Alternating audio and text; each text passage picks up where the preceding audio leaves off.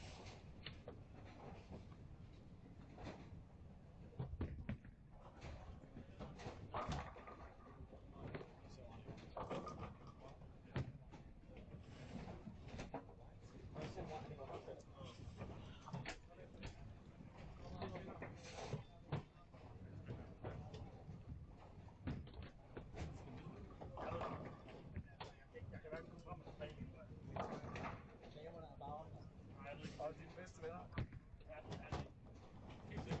Jeg har fået at vide, at den ene base er mere end den anden. Jeg har så godt til det.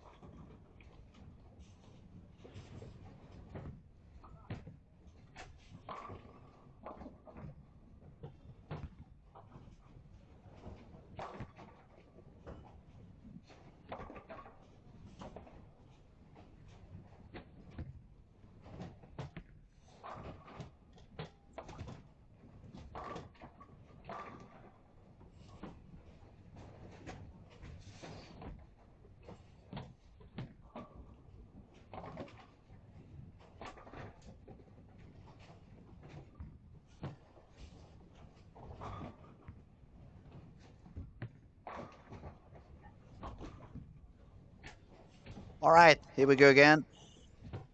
Back to do some working. I was going to say second, but no, third squat on the day. It's the 5 o'clock squat, and I have the pleasure to be doing a little bit of streaming with the actual leader of the previous squat, Joachim Carlson. Amazing bowling. It was really fantastic to see you bowl.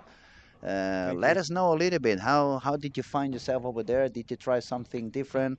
I made a very short interview on the lanes to you. I asked actually at the beginning of the week. You said you're probably gonna go back home and bring some different kind of balls, a little bit weaker. And but I'll let you do the talk and explain a little bit what changed from the beginning of the week at the first squats at the bowl compared to what you did today. Different strategy, different balls, different perhaps release, hand position. Let us know how it went. Yeah, thanks for having me. But yeah, I went home, changed some balls, and left the stronger ones back home. Bring some weaker, Makes uh, sense. drill some new ones. Yeah, trying to get some balls to not see the friction that hard as the bigger balls. So I'm just trying to figure it out with the weaker balls that doesn't respond that good on lane. So It's quite tough. I still see so many bowlers almost fighting. I would say hitting their head against the wall because they keep bowling squat after squat after squat, but they haven't changed anything on their not only on their bowling balls, so not only the bowling balls they are using, they keep putting asymmetrical balls there with not only big cores, but also with very aggressive cover stocks that they find friction almost in any kind of condition. And this one is definitely not heavy oil. The oil is, yeah, it's 29 milliliters point something, but it's only up to 25 feet because after that it's just a brush pushing it down. yeah, So it's not actually dropping any extra oil on the lane. no, And it was quite clearly that from the beginning of the week that actually what's happening, at least to my eyes, what's happening is that the middle lane is very difficult to control. yeah, it The is. ball it becomes very sensitive to any minor mistake you do. Even if you grip it a little bit more, you miss a little bit in. And it's been too many bowlers that are doing many squats, like they try again and again and again, but Yeah, they still using too strong balls, and they, especially on the young ones, I would say, those who have probably it's because of the bowling in which they have been growing. Now it's a lot of urethane pretty much on every tournament we bowl on. They get used to just give a lot of surface to the ball and move in and shoot it even harder. grab But it. yeah, and grab it like crazy. But actually, it's pretty much the opposite what's requiring. And Yeah, for once, I would say. for Yeah, once, it should be an eye opener for the new generation. To me, I must say, I was impressed the way you performed, and the previous squad. It was really amazing to witness.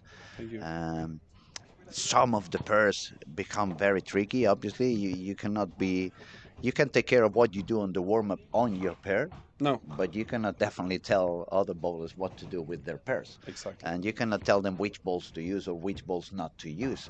So it's a little bit of let's be lucky on the next. Every time I change pairs and I go for the next game.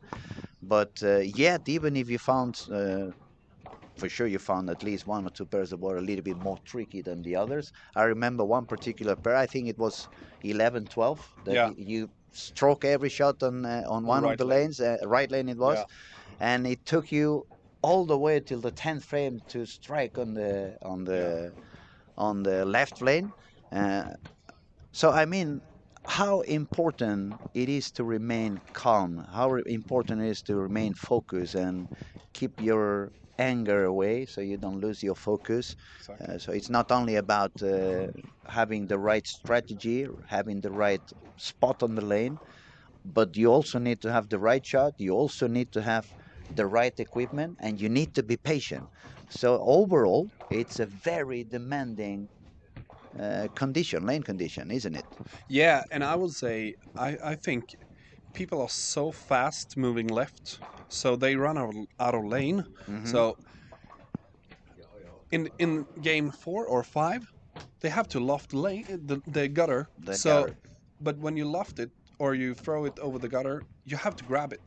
And when you grab it, the ball will be As either soon as it touches way the left. ground, Yeah, it's gonna react yeah, way exactly. way too much. And also, I believe when you start lofting the ball, you lose a little bit of that finesse. Yeah, you do. You definitely don't. At least many bowlers are not going to be as accurate as when they do like a little bit less powerful kind of a release. I would say most of the bowlers, when they're trying to loft the gutter, they are like throwing it up, like they're grabbing it up. Hmm. So in the last game I was bowling, I had to kind of throw it over the gutter, but Hmm. I had to, in my mind, I was throwing it forward more. Further down, Yeah, not no, not further, but more forward, yeah. more like in a straighter line, Okay, okay, exactly. instead of I understand. it going up. So for the young ones, they're not used to this. No, We come from a little bit older school, older bowling. Back in the day, it was more patterns like this one, yeah, not much more. not like we see nowadays, where you need to bowl 250 to make the cut. Yeah. That has become a little bit insane. Um, but it's also very interesting that from time to time we can find ourselves in this kind of situations, and we have to solve these puzzles, and makes you think, makes you learn. And I think it's going to be a great experience for the younger generations when they find themselves that they've been bowling the whole week and not really succeeding. They're going to have to go back home and analyze, okay, what did I do right and how many things I did wrong? Yeah. What do I need to work on in order to get better the next time I find something like that? Yeah. I think this is really great for the younger guys because they have to learn something other than they used to. And I think this is, if they taking this the right way, as they should, they go home and they're gonna practice on uh, getting the ball to like control the back end, get the ball to slow down earlier, get it to roll, not get it to hook. We have to get the ball to roll here. So I would I can look at lots of really good bowlers. Like take for now example, Dominic Barrett is bowling on lane 19, 20. 19 and 20, we have Yeah, Dominic Barrett. and Yes. he's like throwing it to the arrows almost. Yes. He's one of the best bowlers there is here in Europe, at Hmm. least. So even those kind of players are doing what I think some mistakes here. Yes. If you see the leader of the tournament, Ethan Fiore, he's just roll it so good. He's controlled the back end every shot. It doesn't matter which ball, which line, when he Yeah, bowls. because actually we have now we're just witnessing Ethan bowl again. Some people was asking before, why is Ethan bowling again? He was already on the lead. Well, I asked him already on day one when he took the lead, and he said, "Yeah, of course I'm gonna bowl a few more squats because I want to pick up some more information. Exactly. I want to try different things. I want to see if there is an extra, uh, like, extreme solution at Yeah. some point that I could use if I need it." And he's back on the lanes, and the approach he's getting at the moment is completely different than he did on the two highest squats that he had. He's bowling pretty straight around the second arrow. He's using the urethane ball, Yeah. and but it's pretty much in terms of release, I would say it's pretty much the same. Yeah. Letting the ball do the job, letting the ball slide through the front instead of forcing the ball to do whatever she's not going to be happy to do because of the conditions. This shot, he actually throwed it a little bit further down the lane, so he grabbed it a little bit more. But he's playing a urethane, so it's not that responsive. So We have to remember, people, since it's a PBA event, any urethane throwing on the lanes, it needs to be of a hardness of 78. yeah, So obviously it's a little bit less friction than some of these softer balls that are yeah, popular at the moment. And We see some nice scoring going on some of the bowlers. We have quite a few PBA bowlers. We have Andrew Anderson on the lanes. We have Frankie Lavoie. Actually, Frankie started with the front 7, then he's got the big split, but strike on the ninth. Yeah. He can strike out for 259. And if we take a short look at the scoring on game 1, we had Chase on first position with 240. Then we can find Ethan Fury with 233. Tobias from Denmark, 229. Niklas, also for Denmark, 224. Tim Stumpy, 223. Carten Hansen, 221. Jussi from Finland, 221. Then we have Max Lorenz from Germany, 216. Jesper Agerbo, he already led on one of the squads, 216. Richard T is England, 213. Francois Lavoie, 213. Bjorn with 207. Gary Haynes, Elliot Crosby, and Lucas Banen. So we have 15 bowlers with 200 on game 1. So far during the week, what we have been witnessing is the first couple of games. People is scoring quite okay. We have seen quite a few people shooting over 50 on the first 2. And the big issue usually starts happening on games 3 and 4. Yeah, I think for me there was a big movement after 1.5, 2 games, maybe sometimes 2.5 game. But today it was a little bit earlier, I would say. But we see a lot of bowlers playing way left now. But I think what the bowlers has learned is to keep it tighter. Yeah. They don't throw it all the way to the gutter because it's never gonna pick up. No, and that's another thing we have seen. As soon as somebody misses a little bit far outside, they pick Yeah. the 3 pins in the corner. We have Exactly. seen a couple of times chopping the 6 and the 9. Yeah. And on the other hand, when they start moving way too deep, and then they almost end up on the lefties area. As soon as they miss to the left, then they miss the head pin on the left side as well. And Anderson has made some changes, I think. Started with 5 in a row, split 3 triple. So lane 12 and 13 and 14 for 13, 14, yeah. 13 and Yeah, 14 yeah. for Andrew Anderson, bowling in the same pair with Gary Haynes, who Yeah. seems to be struggling a little bit at the moment. He's got a couple of big splits, no doubles. Needs to triple to go all the way to 160. And we see some low scorings already. The lanes are quite demanding, and some people may be running out of patience after a few attempts and not really finding the way to succeed or the way to overcome what they're facing on the lanes. Yeah. But if we could give them some tip, it would be again, be patient, Yeah. be patient, be patient, Be, be patient. be patient and be faster with your movements, I would say. It seems like a lot of people are still behind in the movements. It's very fun that you say that because it's probably the most common sentence I've got from you guys when you're sitting right beside me. Okay. Be fast on changing. Don't be a coward. No. On the contrary, be brave. Move big if you have to move big. I would say if you usually move like 2 boards, here the 2 boards are 4 boards almost. So it's a little bit different, but it's fun.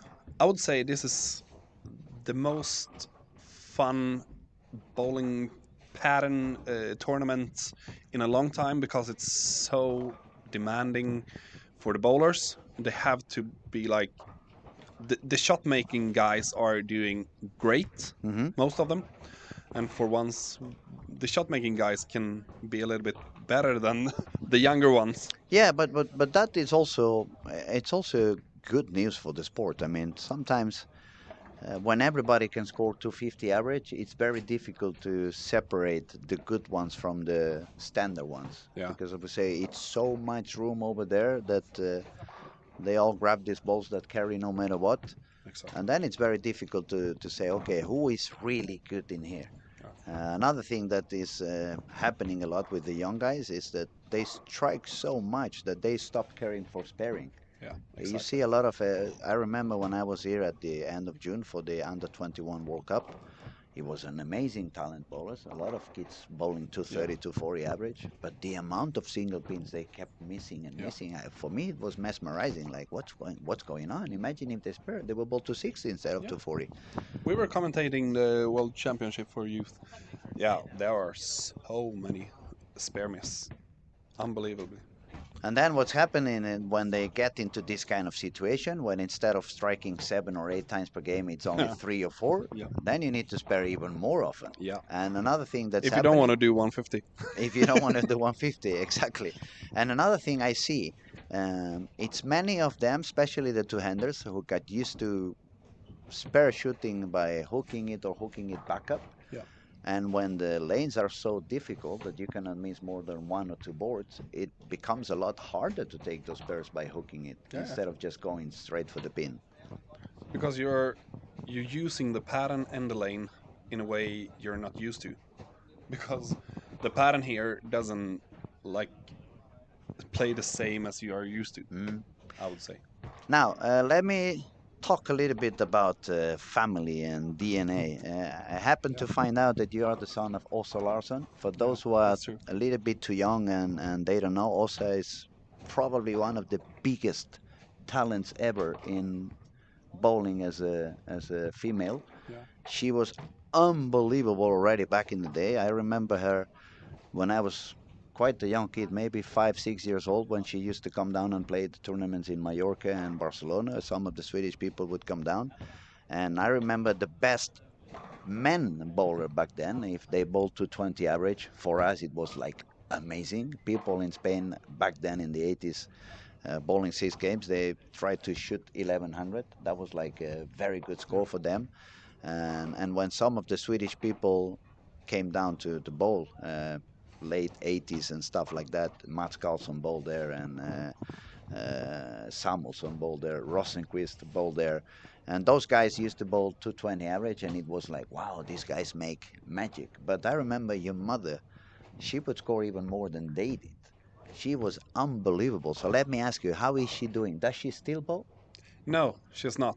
She retired already? Yeah, I think the last time she bowled was like 2017, the playoff. Uh-huh. Since then, she haven't bowled. But she stopped bowling a little bit internationally. She quit Yeah, like quite longer time from now. yeah, she Was it did. because of you? Shall we blame you? She had to do Maybe, the mom business. maybe. Yeah, she tried going to the US to play the PWBA tour Hmm. in '98, I think it was. Okay. Uh, But the rules were a little bit different back then, yeah, because I remember talking about this with Mats Karlsson when yeah, I was in the first time I came to Sweden for learning some bowling, 1994. yeah, I was invited by Patrick Bowman to go to Frölunda bowling and practice a little bit. And as soon as I jump into the bowling alley, I see Ulf Hamnes is there taking care of the pro shop. It was Mats Karlsson's pro shop, so Mats was also in there, and I was like, I'm in heaven.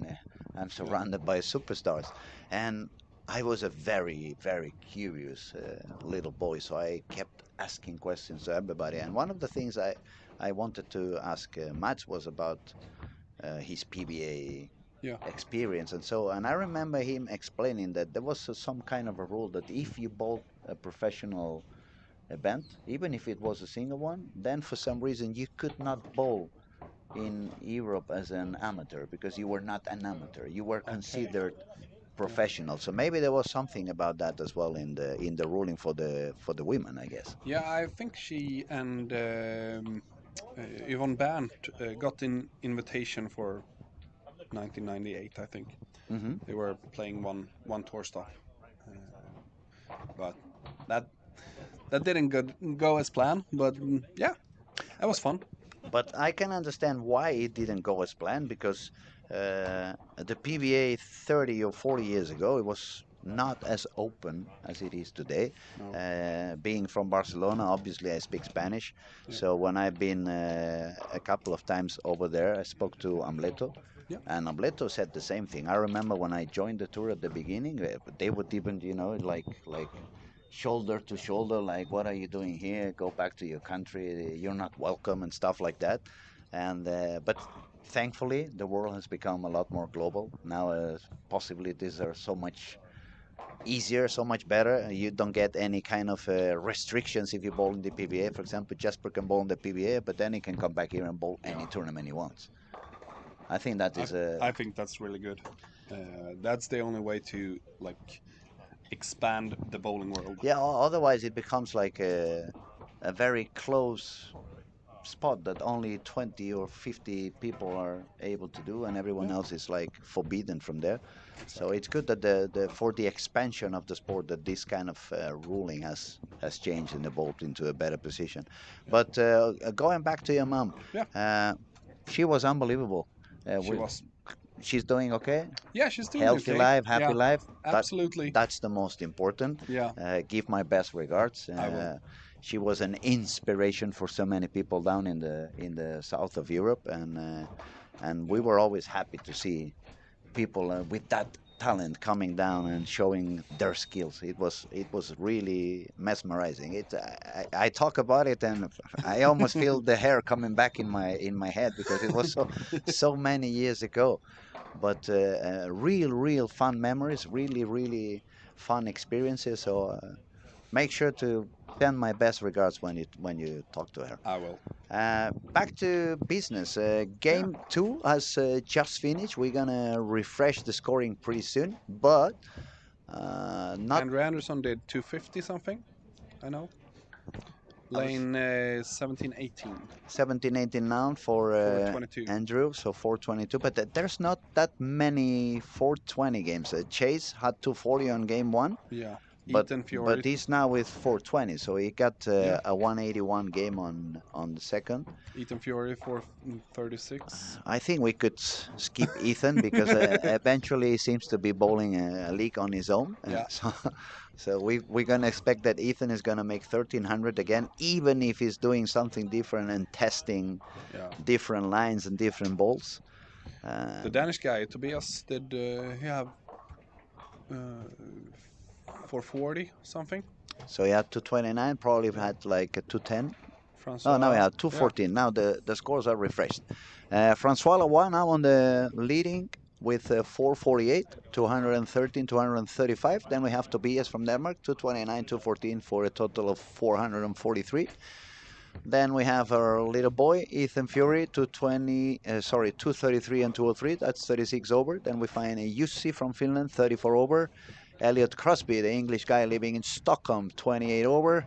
Max Lorenz, the German kid, 423. Andrew Anderson, recovering, very nice recovery from that first 160 game. Then I'm gonna have to ask Andrew, why are you always starting with 160? Why are you giving up the first game? He probably would be happy if the squads were 5 games and he could skip the first one. But nice recovery, 254 as you very well said. So now he's sitting with 22 over. Then we find Chase with 421. And only one more person, which is Tim Stampe, over par. So it's 9 bowlers over par, and we are starting game 3, which is usually when transition shows up and say, good morning, I'm here, I'm ready to make your life a little bit harder. We'll see what's happened now. So we're going to have to see what goes on.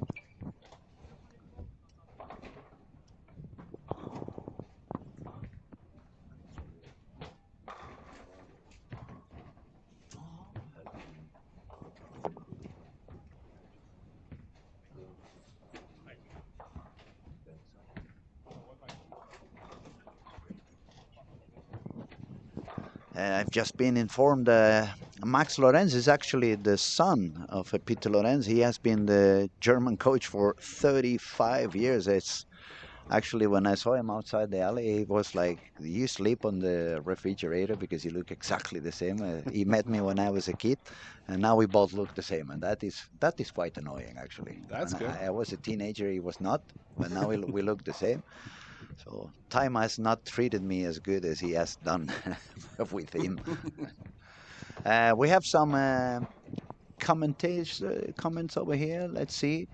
Lobo to me, for the first 17 squats, the averages for each game. Game 1, 183.7. Game 2, 185.1. Game 3, 186.8. Game 4, 183.6. Game 5, 184. And Game 6, 180. Highest scoring game was squad 5, Game 4 with 205 average, while the lowest was squad 9, Game 6 with 171.2. Thank you very much for such deep statistics. It gives us a lot of help, and actually it surprises me because It's what I lower than I thought. yeah, it's not only lower than I thought, but I actually see game 3 and 4 are not as low as I have it in my No. head. So um, probably it's the guys who start very good that end up going down on games 3 and 4. Yeah. Mathematics are and numbers they are mysterious. Yes, They are. they can work in so many different ways. But I really appreciate Lobo to me for this information. Very valuable. We appreciate that. Thank you for commenting. We got a question: how many times can PBA members enter the tournament? There is no limit. There is no limit. As No. long as there is an available spot, they can bowl as much as they want. I think it was 2 or 3 years ago that Marshall Candy bowled 14 squads. Yeah. He was very unhappy with the traffic he was following, squad after squad after squad, until he managed to find a squad where he had a little bit easier traffic, and he managed to make it into the final. Ethan Fiore on lane 13 and 14. Now, why am I not surprised he started with the first three? Yeah, he's so good. And Anderson started with 3 in a row. There's some of them. 17 18. And 17 18 has not been the highest scoring pair. Now, since Lobo to me had this amazing stats, I'm going to ask him, do you have any stats on the different pairs of lanes? Because we have been saying that probably 3 and 4, 5, 6, 17, 18, 19, 20 are the 4 pairs where I've seen people struggling a little bit more. But again, I could be confused, and maybe the numbers show something different. Yeah. So if you have that stats, we'll be happy to read them. If you don't have them, you don't have to worry. Absolutely, we don't want to make people work too much. We just rather you enjoy the show and carry on with us. So, a question I've been telling to everybody: what you think is going to be the final cut to make it into the final? Yeah. I I think it's gonna be around 80, 85 maybe. Something. 85. Yeah. My goodness. I don't think. Everyone is going lower and lower. Yeah. The more people I ask, the worse I feel. I, I was way too optimistic. Yeah, Magnus is right. He said stop asking so you don't look anymore like you don't know what you're talking about. You know how much I said? I said very high. Yeah. You heard that? Yeah. Yeah. I say 140, 150. 150. Yeah. 93. But I'm gonna say it in another way. Maybe you guys need to learn a little bit more about the game. If I say 150, maybe it's because I see it a little bit easier than. Yeah. Just kidding, I would obviously. say it will be around. We have a couple of guys between 85 and 87. I think something around there, maybe. Well, then even Robert Anderson is gonna be wrong. He said 130 over. Yeah. But in Might be, but in our we spoke the very first day of Yeah. the event, so we took a wild guess. And my guess, it was also because I was thinking, okay, the squats is a little bit difficult. There's a lot of young guys on the lanes now. They're trying urethane and stuff like that. They're putting the ball all over the place. And I said to myself, probably when the best bowlers start bowling together, they're gonna start using smaller room on the lane.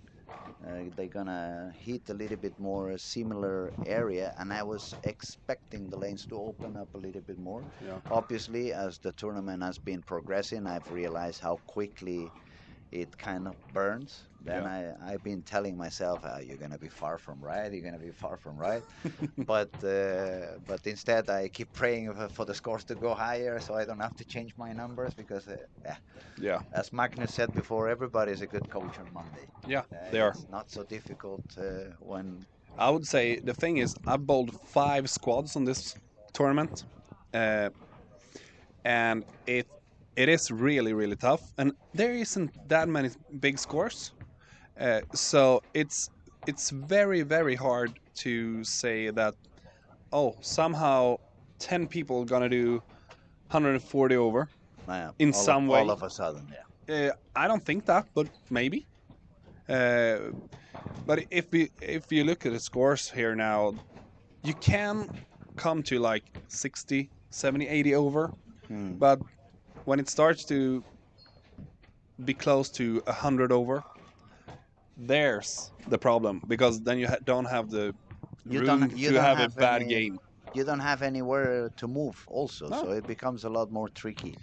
And I would say when the best guys in the world come here, I think they're gonna move way too far to the Too left. far So to the left. That's what I think it was Andrew. yeah, He actually said that. I think as soon as all the PBA guys are bowling together, we're actually gonna burn it a little bit quicker. yeah, So the scores are not gonna go higher. no, Actually, they are gonna go a little bit lower. I think so too. We have an answer from Lobo. He says, "Sorry, lane talk stats does not go into those details from Lucky Larsen link. Uh, each game was played would not be easy with lane changes." No, I absolutely understand. The gut feeling that it gets lower scoring at the end is right. Game 6 was never the highest scoring in any squad, ranging from 4 to 18 pins average below the highest.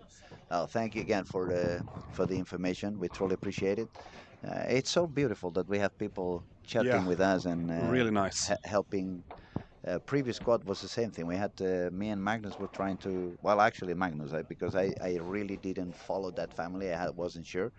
We couldn't find one of the names. We were talking about the McEwen family, Yeah, and we had some help also from the chat. So thank you guys. We appreciate you not only watching but participating with us. It makes things funnier and more entertainment.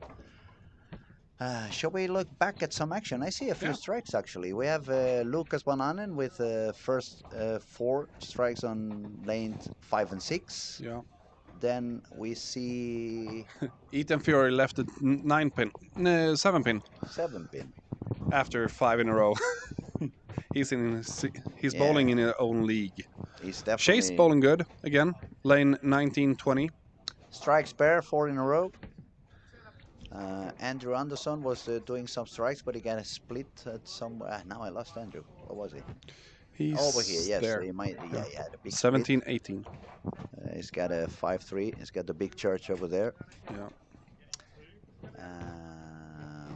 Let's see who Let's else. see Lucas.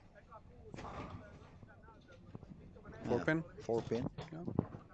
He did very, very good also on the under 21 up Yeah. here in Helsingborg by the end of June. Max Lawrence playing solid. Triple 9 spare strike, 8 spare. Lane 3 and 4. Hmm.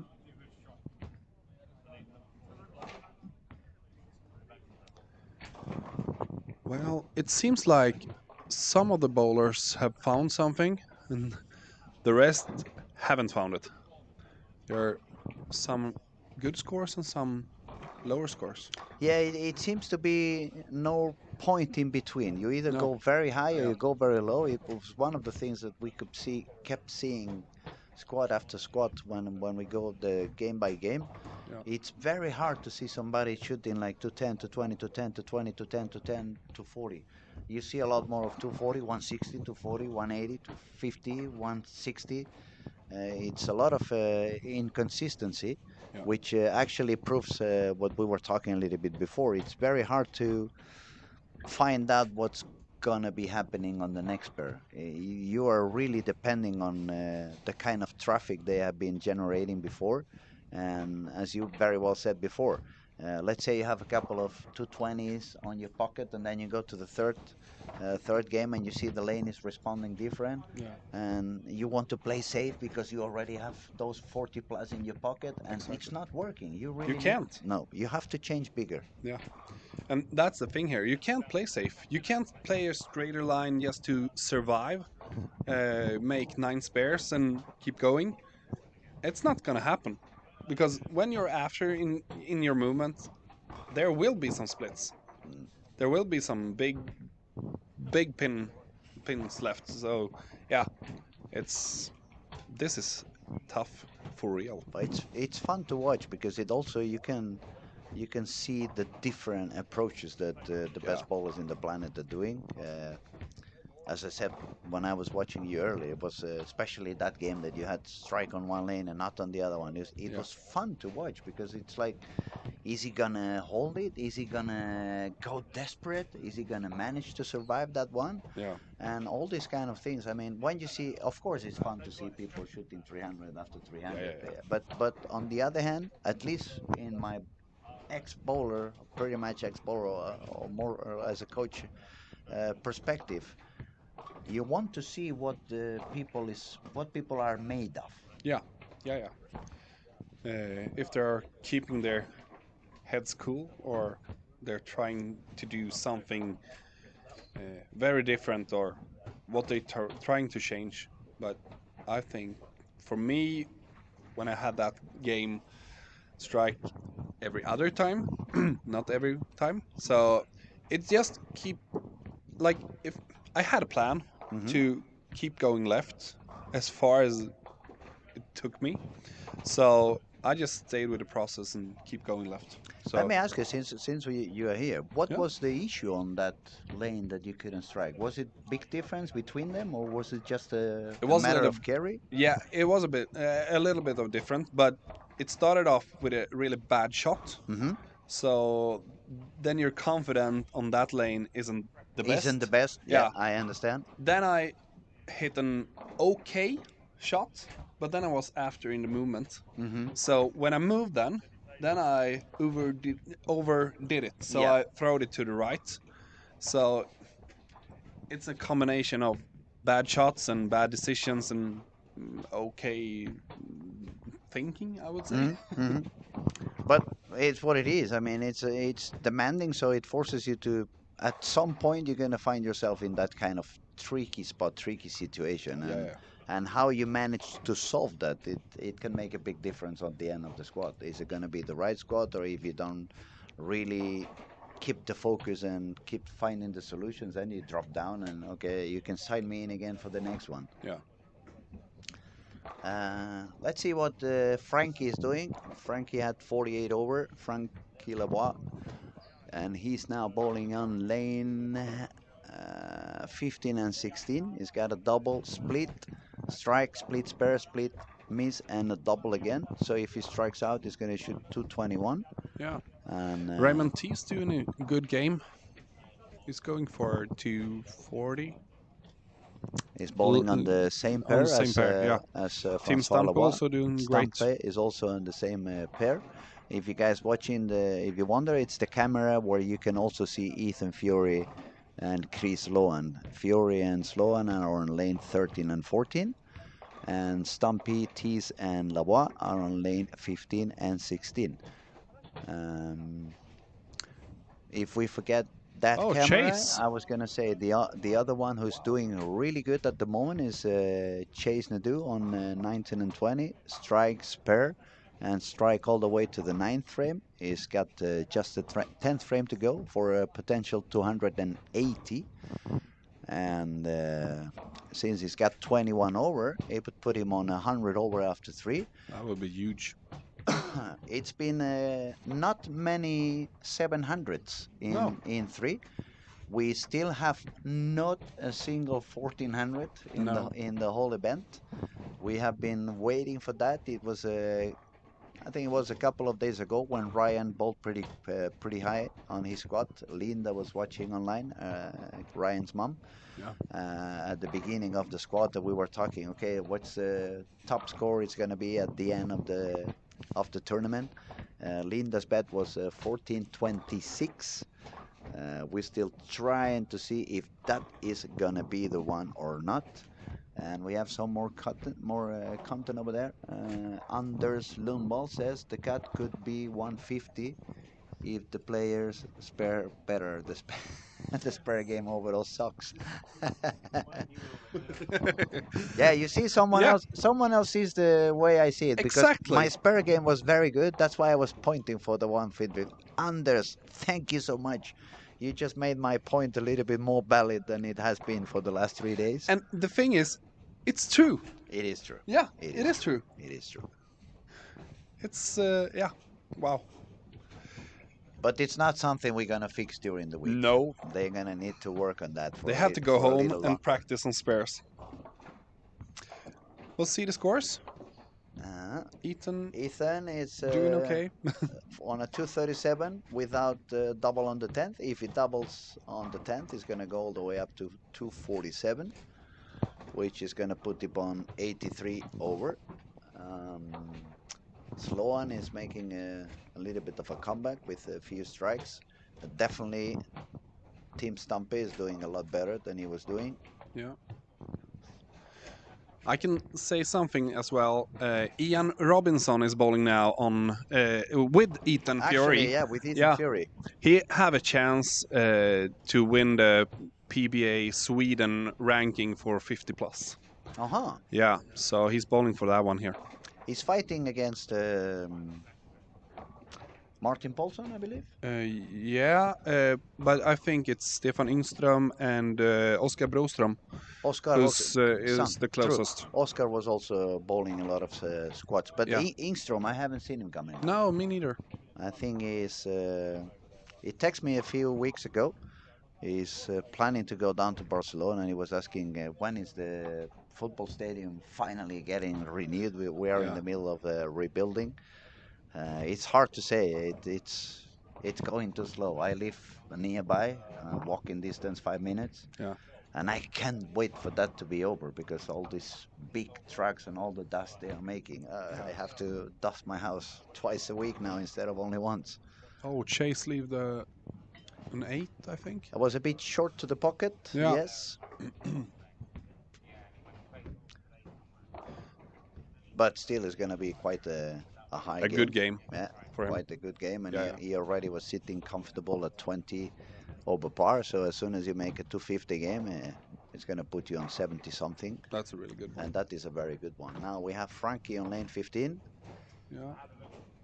Looking to keep Yeah, going, looks and he pretty does. So smooth and keep the ball in front of him just to get it to roll, like we said before. Exactly. Tim Stump is trying to make a 5 in a row now. Lane 50, 16. 16, yeah. 16, yes.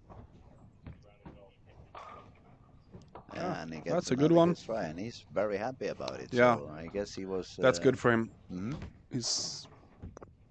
He had 12 over before this game, so he's trying to go to. But that's what we said. He had 223 on game 1, 189 on game 2, and if that is going to be the lowest score on the squad, you can still afford that one. What you don't want to drop down is to 160, 150, 140, because then it's super hard to overcome that. And then you need at least two very high games, and it's already very difficult to get one. Yeah. Look at Chase. Oh, he just missed on the Missed 10 that frame. one. Aye, aye, aye. And that's the same there. 240, 180, 240. It's so easy to do 180 or even less. Yeah, yeah. My first squad, I had 100 over after 2. 180, 190, 180, 190. Not too good. No, Started but- off, it feels pretty good. This could be something. Nope. Yeah, especially when you're 100 over after 2, it's like, Yeah. okay, I'm gonna get it. I'm going Yeah. for the 14 something, and then reality comes and say hello, like, hey. Yeah. I will blame the lane man. Always. No. The lanes and the pattern has been really good this week. I would say one of the best in a long time. Yeah, but that's not any compliment to the lane guy. He only presses one button. I remember he told me a couple of days ago, you just have to press start. Yeah. If something happens to me, just go there, press start, and the machine is going to do everything for you. Perfect. Obviously, we're joking. It's always fun to tease the responsible. Yeah. He gets a little bit of a funny face, but he knows me already. He's used to that. We have some striking also on AJ Johnson on lane 5 and 6. Is on his way for a potential 279. Yeah. And where was AJ sitting? Not too good. Not too good because I don't see him on the top I think he 25. had like So 60 under or something. Let's see it different. If he strikes out, he's gonna make 635. Yeah. So if we take 35 from 79, that means it was 44 down. Yeah. So 356 on the first two games for AJ. He wasn't happy about that.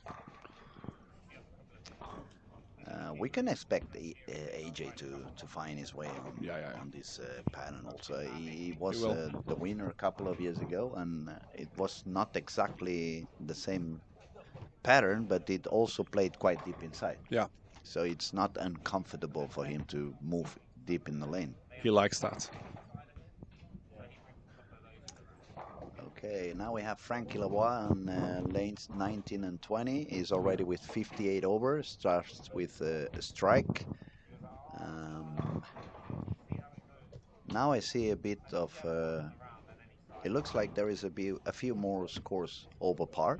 Yeah, 614, 670, 620, 650, 640, 650. 639 for Max Lorenz. 619 for Elliot Crosby, even with a huge split on the 10th frame. yeah. Uh, Lucas Bananen is also made to 10 to make 601. And we have to see what AJ does on the 10th frame. Yeah, AJ's going up now on approach. He's a very cool guy, isn't he? Yeah, Very humble, very nice to the talk best to, guy. and he really is. I got to know him back at 2014, 15 maybe. Mm-hmm. Really good guy. Haven't seen him in 7 years. It feels like it was yesterday. He's a very fun guy. Actually, yesterday he was showing me some videos and a picture of the son of one of his friends, Yeah. a kid maybe 12, 13 years old, not any older, nothing to do with bowling. He was actually doing DJ stuff. Okay. And the kid was playing in a crowd of maybe 500 or 600 people. Cool. And I said to him, well, I don't know if he likes bowling, but if he can do DJ the way he's doing now, tell him to carry on, because I can tell you, if you become a big name in the music industry and the DJ world, you make a lot more money than you will ever do as a bowler. Yeah. And so make some money, and then when he's 30, tell him to come back for bowling. So we have a big name doing some bowling, and hopefully grow the sport a little bit. Yeah. We seem to have a few more comments over here. Bin Nguyen, hard to say that one. Bin Nguyen, I would say. Is that Ethan Fury? Yes, in fact, it is Ethan Fury, the one and only, the real one. He's doing whatever he wants with the lanes. As usual. It's not only amazing to see. I mean, his technique, it's spectacular, but he can score like it's like a strike machine, and not only one way. Because sometimes that's what happens. You see bowlers that they strike a lot, but they only have one type of Yeah, game. And this guy, this kid, I would say, not even a guy, this kid is doing so many different things.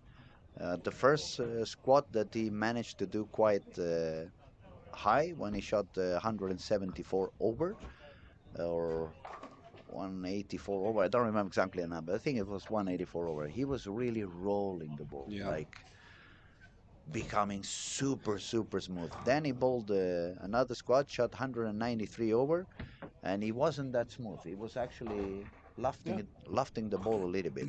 And now we have he's bowling again, and he's doing a completely different approach. He's bowling far to the outside. He's using urethane. Yeah. And He's he's throwing it lofting to it the- outside, bowling completely parallel, and kind of staying in the edge, and probably staying away from the traffic as well. Yeah. And when you are that good, you can actually survive bowling over there. I think that's his plan. If the finals are getting messy, he can stay on the right side. But sounds very smart. We had Yeah. some people asking early in the morning, why is he bowling again? Why is he bowling again? Well, he wants to get more ideas, more solutions. Yeah. Trying to learn something. Exactly. Find out, is there any other way I can approach this if things get messy the way I did it before. And man, let me tell you, he's proving he can do it in a different way. If you're not sure where Ethan is, he's bowling on lanes 17 and 18. There you go. He's Yeah. really sending it quite Oh. far out there. Too far. Yeah, too far this time, but I think it's the first time I see somebody lofting parallel on the Yeah. outside. It's not something you see very often. No.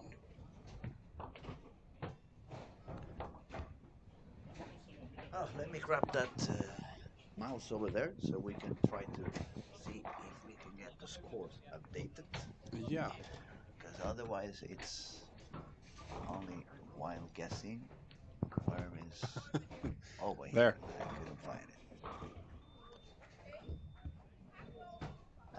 Funkainte, which in English means it doesn't work.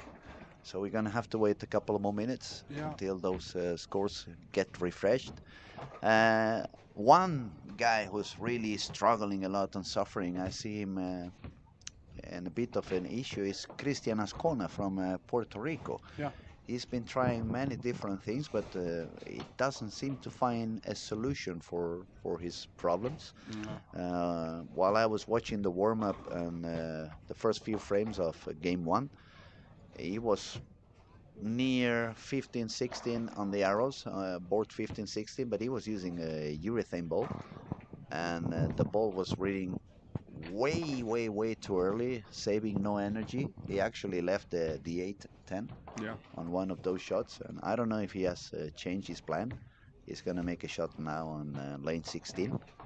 The ball looks a little bit more shiny than it was. His feet is a lot further left than he was, so I'm guessing he's back into a reactive ball. There you go. Oh, missed the headpin. It's tough. It's so easy to be in the wrong spot. Yeah, sometimes even if you have been doing the right, smart, intelligent things, as soon as you change to the next pair, you may find yourself out of the spot, even without doing any crazy things. But we have some big scores after 3 games. Guess who's back? Like the Eminem song. Yeah? Guess who's back? Back again. Ethan Fury back on the lead, 670 for 3. Then we have Chase with 667, Francois Lavoie 658, Tim Stumpy 654, Tobias 641, Max Lorenz 639, Andrew Anderson 630, Raymond Tees 623, Elliot Crosby 619, Jussi from Finland 616, Christopher Sloan 614, AJ Johnson 612, so AJ shot 256 on the last one, recovering from the game one, which was a 150. So if Andrew wasn't happy with a 160 to start, I think AJ was even a little bit less happy with a 152. Richard is 609, Jesper Agabo 608, and we can find up to 17 bowlers at the moment on par or above par. Not bad. We see some high scores now. Yeah, it looks okay, but even if we look down below the par, we see some big names over there. We see Antonio Fiorentino from Italy. We see especially Dominic Barrett. We see Gary Haynes. Not easy. The first girl showing up on this score is Alida Molander from Sweden, 578, 196, 163, 219. Really good shot maker. Yeah. Actually, she's bowling now on lane 12, 11 and 12. She's bowling quite far to the right. She's on a very similar spot as Ethan. Yeah, we could say outside, bowling on the edge, making sure you don't miss to the right.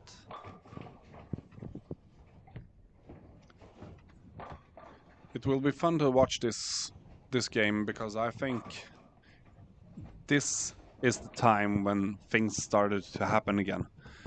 Because it seems like a lot of the bowlers have figured out the first 3, or at least game 2 or 3, or one of them. So I think things have started happening here. We had some comebacks, as you very well said, because we could people that is already over par, like Andrew Anderson and AJ Johnson. They Yeah, started, as we said, 160, 150. So we have seen some comebacks also from a little bit lower second games. Niklas Sorensen 170, Jesper Agebo 170, yeah. 181 for Chase, but he went back to the 240s on game three as he did on game one. And yeah, I agree completely with you. I've been saying even if the mathematics don't show it that way, for some reason it looks like at least the people on the top seems to have some issues when they get to games three and four. Yeah, and it seems like I would say the people have moved maybe to the left quite much. So now maybe more people are bowling like more left. So I think the lane is gonna change much faster now for every shot that makes. And So now is when we go back to you were saying 10 minutes ago. yeah, Moving two boards is not going to be enough. no, it's Now not you gonna have be to even make close now. a bigger jump. Now we see Santu on lane 18 Yeah, already in front of the ball return. left and together. Loft in the garden, missed a little bit left, Yeah, obviously, but he's already quite deep inside. and we have played Uh, 3.5 game. yes, Yeah, exactly. We see on 11 and 12. Uh, Raymond Tees, Richard Raymond Tees. Yeah, Raymond, he was quite deep already in front of the ball return as well. yeah, And the only one not in front of the ball return is Ethan. Again, bowling on no. this. If he leads this squad again and I have to interview him one more time, I'm going to get tired of him. It's like, Ethan, man, give me He a will be rest. tired of you. Give me a break already. What Yeah. what am I supposed to ask you now? So people on the chat, start sending your questions. What would you like me to ask Ethan if he is on the lead again after this squad and I have to go and ask him something? Yeah. Or Where, questions what overall. what kind of breakfast you have in the mornings? What do you do before you go to bed? Do you pray to some specific god? Is there any kind of candles that you light on the nights before you go to bed? What's your secret, right? Maybe that should be the question. What's your Very good secret? questions. What's your secret? Let us know. You have to bring him here Yeah, to definitely. pick his brain. Definitely, yeah. Yeah. We have to sit him down on this chair for a while. Actually, I'm probably going to sit him on my chair, give him the mic, and say, please, do some magic in here as well. Yeah. Enlighten the people. We see some strikes on 19 and 20 again. Yeah. Spare strike. That was a good spare, pair and for me last squad. You So like that one, yeah? yeah, I think I made like 250 something, but I think people are starting to figure it out that lane. They are much faster in the movement on that particular pair. Was So it 20 still hooking a little bit more than 19? for me, it was kind of the same Kind of the actually. same? Yeah. Uh, but I was bowling with a really smooth ball that didn't see the friction that hard. What ball were you using today? Was it the IQ Ruby? No, I started with Summit Ascent. Uh-huh. Okay. Then I switched to the IQ Ruby after 4 games, maybe. Uh-huh. I thought it was the IQ Ruby I saw at some point. Yeah, I finished with that one. It's not that easy to see from the screens. No. That's why I try to spend some time during the warm-up out there to try to see what balls they are using and especially what kind of treatment they are giving to the pairs during the warm-up. Are they trying to do some pushing the oil with some plastic or urethane deeper so they get something to hold on by the end of the squat? Or Frankie is doing quite good as well. He's not striking a lot, but he's so consistent. He's so smooth. It's quite nice to see. It looks like the worst thing he can get is like 9 pins. 9 spare. 9 spare. That's the biggest issue he's getting on. Exactly. Okay, Under says, hey, King Louis, who's the nice guy next to you? Oh, I'm going to say it again. It's the son of Assa Larsen. Is the leader of the previous squad. Made this back to real bowling after a few years, taking it a little bit slower. One of the first bowlers in Europe to shoot 600 RPMs on the ball and destroy the pins down there. The one and only Joachim Karlsson. Yeah, it is. Nice to be here again.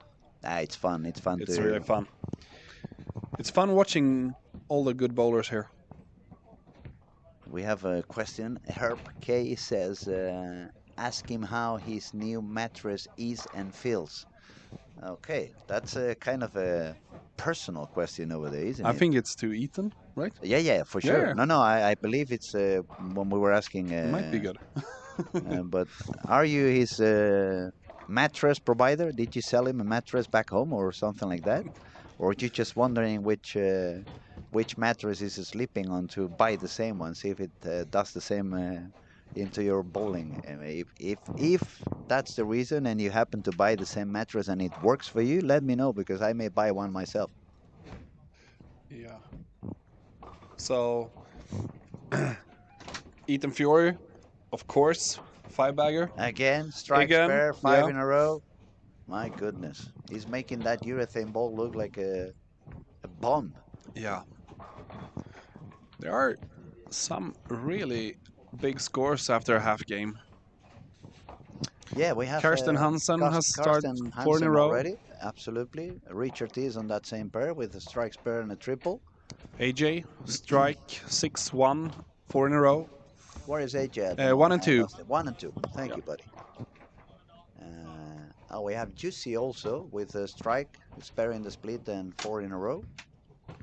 Yeah. And Juicy actually has 20 pins more than AJ on this squad. Yeah. So it's another person you want to pay attention to. Yeah. Andrew seems to be suffering a little bit more. He's got an open frame. He just made the triple. Yeah. Also on lane 1 and 2. Good pair. Maybe. Maybe. The guy you just told us you were thinking is going to do good. He's actually doing good. Yeah, Tim. Stampy. Stampe. A spare and a triple. Yeah. Okay, let's see what Ethan does. Why Of even course, ask? strike. Why did we ask? Aha, okay. It's not even fun to watch. We have an answer. Ethan is about to be 1-2. Lol. It says PG Carter. Then the original Burgundy. He said he would spend some of his prize money on a new mattress a few months ago. Aha. Okay, that's good to know. Then I'm gonna have to ask him definitely with what type of mattress did he buy and how is it working for him. Question for me, Luis. Have you compared your leg with Joachim Amsterdam? Yeah, that's true. That was one of the things when you were bowling. I said this guy has such a big arm. It looks the same size as my leg, and Might be. pretty Might be. much that's pretty close. Maybe my leg is a little bit bigger, Yeah. but yeah, definitely Joachim has a huge muscle in his arm. You bowl 15 or 16 pounds? 15. 15. Yeah. I tried 16, but that did something with my swing, so I couldn't like time it in a good way. So I was still 15 pounder. Yeah. I bowl 15 pounds, but I think as soon as I'm back home in September, because this year I took it completely sabbatical. I had a couple of the two lower disc. I have a Yeah. hernia last June. That's the reason why I couldn't come to last year Lucky Larsens. I was doing a lot of rehab. Yeah. But I'm think I'm gonna try a few 14 pounds bowls. Not only because I think it's gonna be a little bit less pain in my back, and I'm gonna bowl a little bit more relaxed back there. But mostly the other thing that made me want to do that is south of Europe is quite dry patterns. Yeah. The ball hooks way too early, and I said to myself, maybe it's time to try the 14 pounds. I'm gonna get a little bit of extra speed, Yeah. and also the course they tend to have higher RG, Yeah. so that would keep a little bit more energy for the back of the lane. That's actually the main reason why I'm gonna go for 14. Might be easier to like rotate. Yeah.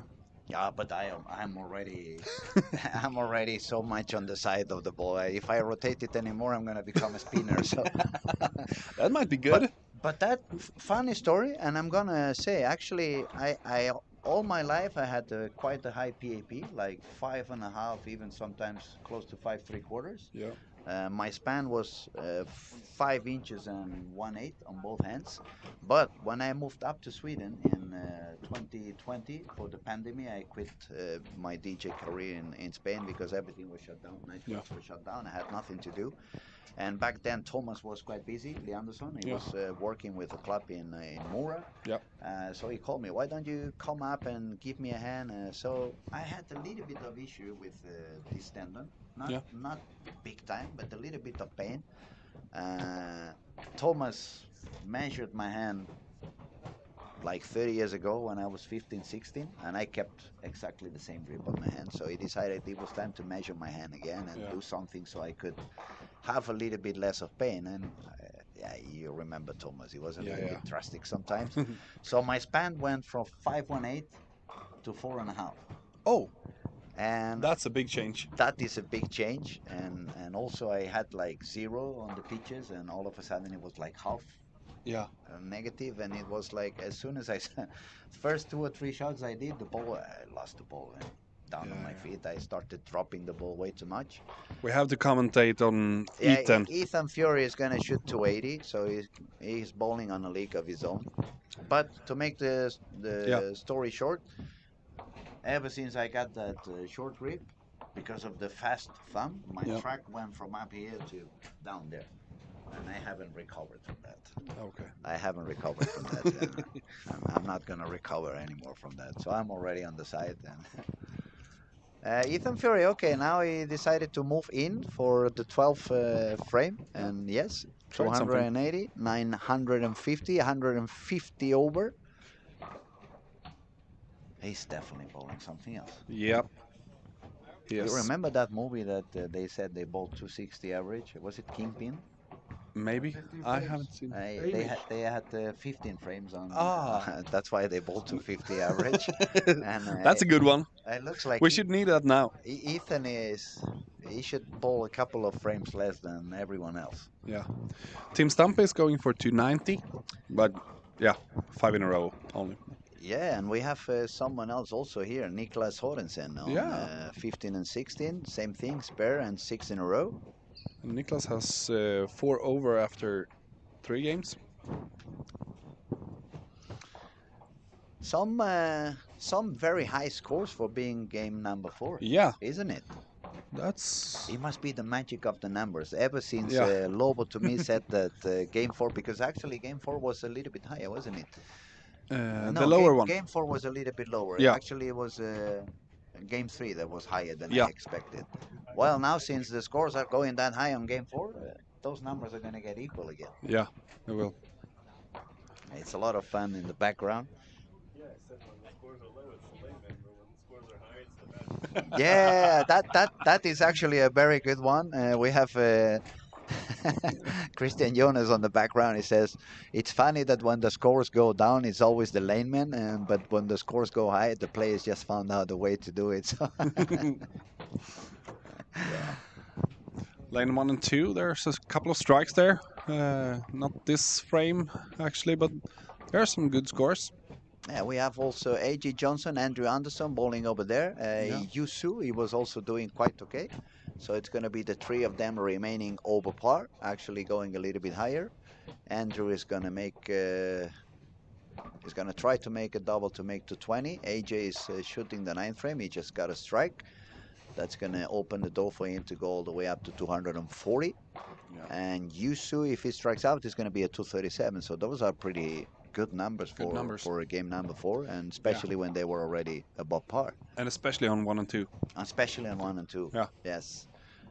We're going to have to talk to the people in I think I jinxed Team Stampe. 9 miss this frame. Sorry about that. Jinx it. It usually happens. Now it's going to happen to me when I remind about Niklas Horensen. Yeah, probably. Come on, Niklas, don't listen to me. Keep going.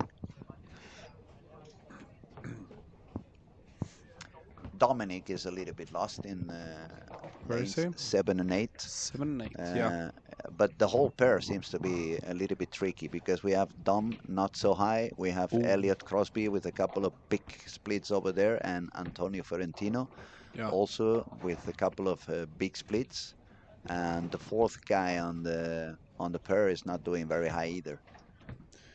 We might jinxed Andrew Anderson also split in the last frame. Oh my goodness. 190 or 20 or something. Looks like the only one we cannot jinx is Yeah. Ethan. Yeah. Everyone else. He's too good. He's bowling in his own league. Oh, see, we have here Tarek Helmi. That's it's been a while, Tarek. I haven't heard from you. I'm sending you a big, big hug. I hope everything is fine with you, and I hope we get the chance to meet soon again. Tarek is a very fun guy from Egypt. We have been bowling internationally so many times.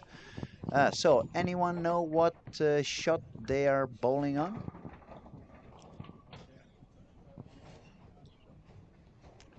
What shot are they bowling on?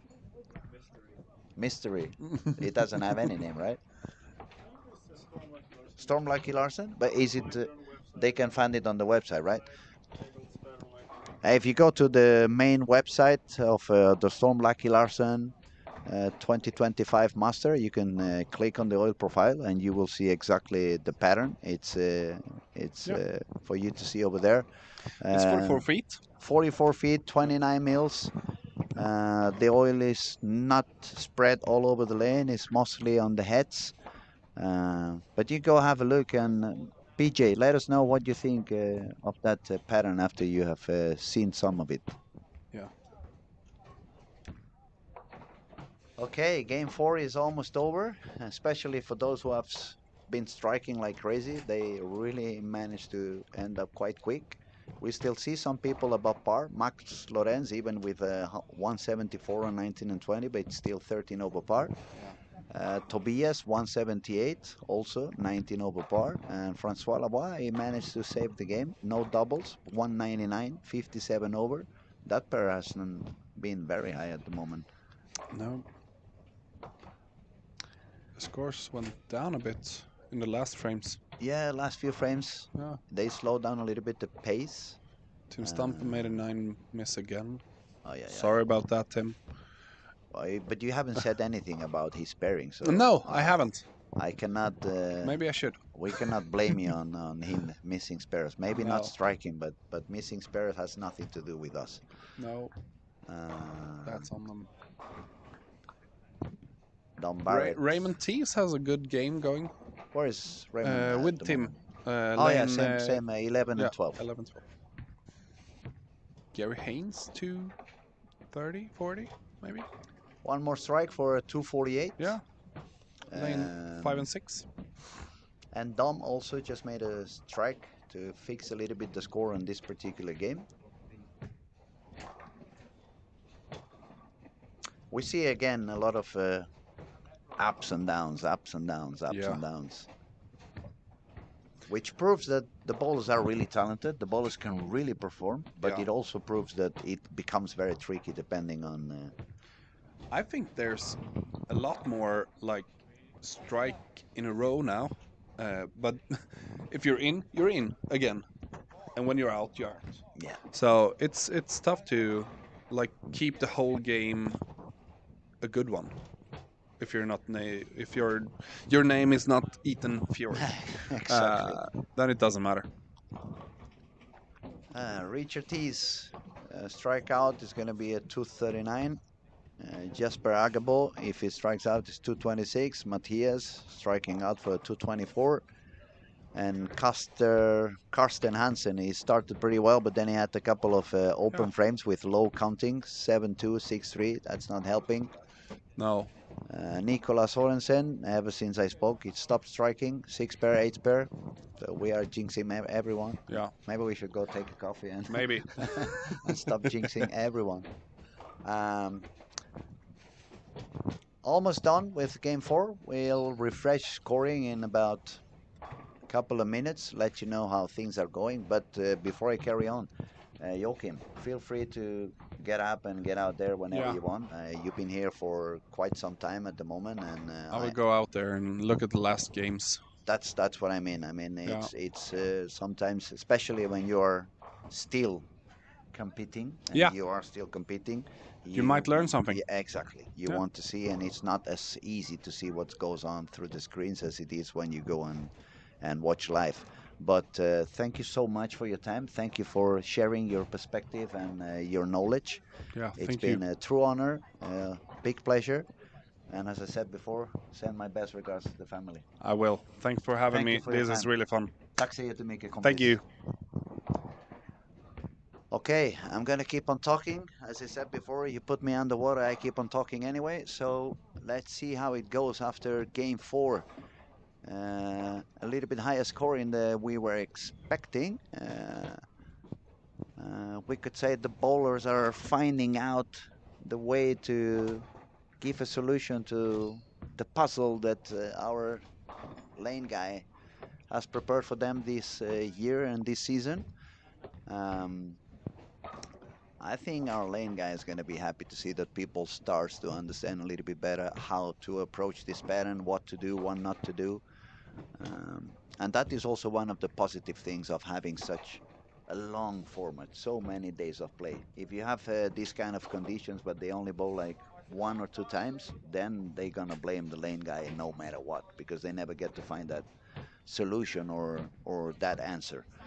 So a very positive week, very entertaining, a lot of talent on the lanes, a lot of striking, a lot of 9 Ms. Look at Team Stumpy over there, 9-0, 9-0, 9-0. What the hell is happening over there? Can someone go and drill him a spare ball? Jesus. I hope he doesn't listen to that streaming later on. He's going to be upset at me, but from the bottom of my heart, it kills me to see 9 Ms. I can get 6 split and putting the ball in the gutter, missing into the corner, missing into the left and not hitting the headpin. That I can understand because the lanes are tough and unless you're really good, it can be easy. But missing a single pin, it's never gonna get into my thick head. My bull head. My thick bull head. Thick bones on my head. But only on my head, so I can keep the balance.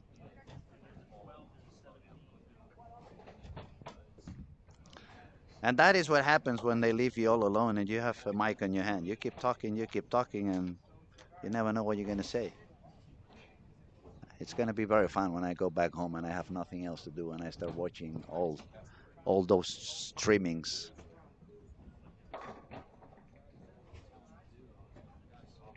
Don't give me ideas. I may go to Biltema and buy myself a Wilson and put him on the chair. Make a couple of pictures, put them on Instagram. This is my new partner on crime. As you can see, people makes a lot of fun of me. It's okay. Oh, but that's the way it should be, right? That's the way it should be. If you don't learn to laugh about yourself, you're never gonna be happy. Okay, 4 games are done. We are entering the turbo area. We remind you that games 5 and 6, if you make a very high game, you can get yourself a pass into the final. Um, at the moment, the top score on the 5th game, I believe, is 268, was it? It's too many days, I forgot. But there was a very high game at some point by Nathan, but I don't remember. Yeah, it had to be the 5th game for Nathan, the guy from Canada. We will find. I'll let you know very soon. No, I think this has not been updated. Nathan shot. Nathan shot 268 or 269 on the previous squad, game 5.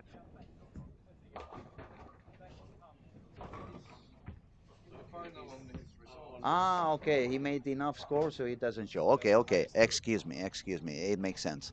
So since Nathan did enough scoring to be qualified at the moment, the turbo games still remaining at 267 for Kyle Trop. Too many information. That's why sometimes we make some mistakes, but just admit them and carry on. Sixth game, Turbo is also 267. It's for Hampus Karlsson, Swedish guy. And now we're gonna start watching, see how the scores are after 5 games. I see AJ Johnson 850, UC Lane, his partner in crime 841. Sorry, after 4 games. Richard Tees 847. Those 3 bowlers are bowling together now on lanes 17 and 18, in case you want to have a look at them.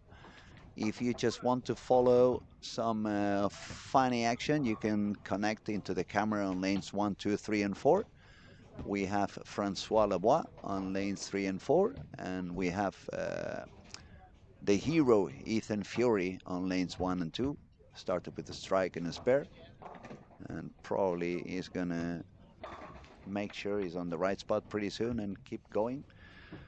Scores after 4 games. Ethan Fury bowling in his own tournament, 950.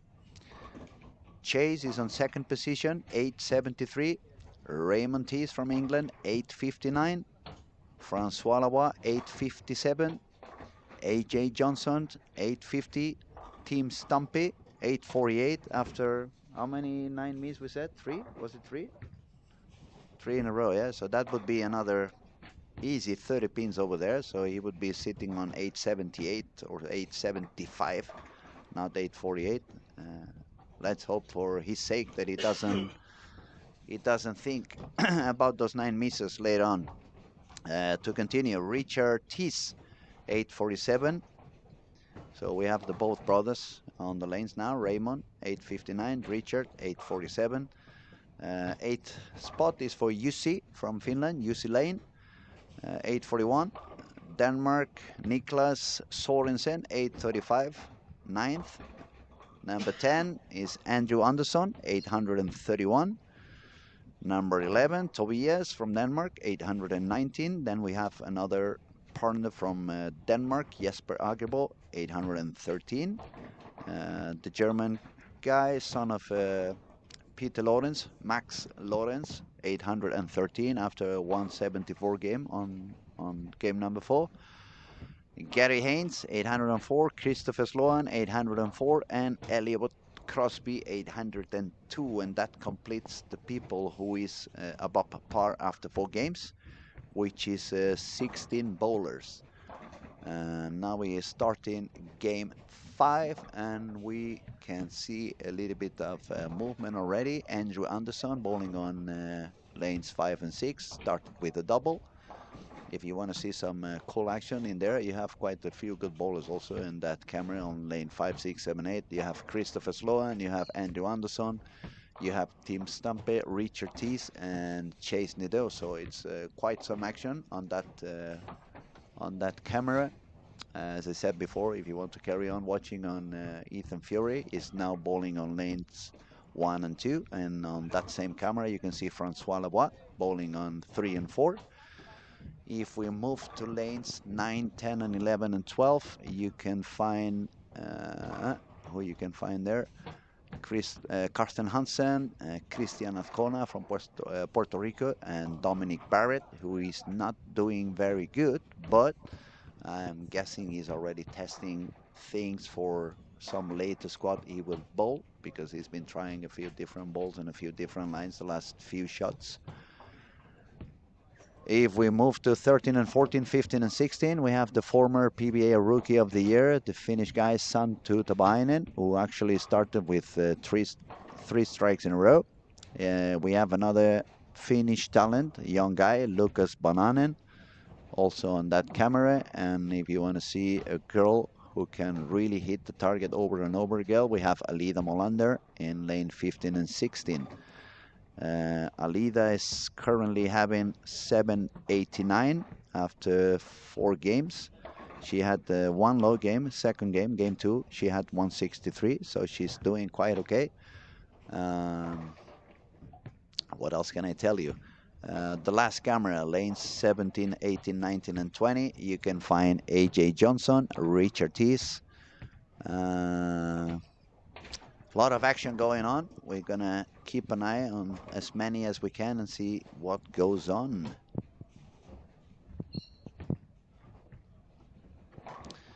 Okay, PJ, just gotcha. Thank you. Sorry, check from PBA side. No worries at all. That's why we are here. We're trying to give as much information as we can. We're trying to help you follow the action. And if you have any other questions, just feel free to text. And as soon as I read it, I'm gonna do my best to give you that information. We have John Thompson. The pattern is also in the Kaggle Pattern Library app. Just search for Lucky. Thank you, John. It's good information.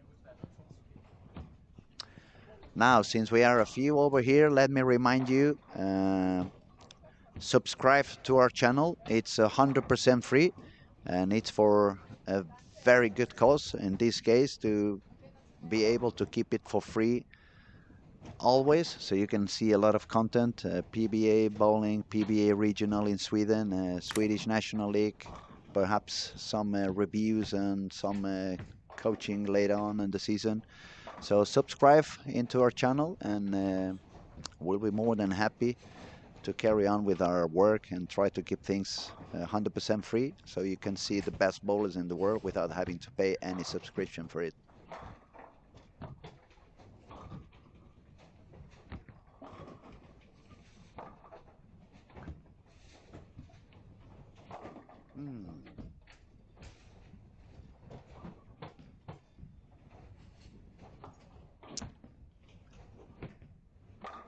Okay, Chase Nadeau starting with front three. Santo Taphainen started with the front four. Lane 1 and 2, Wheeler started with a spare and a triple. 3 and 4, Antonio Fiorentino, spare and a triple.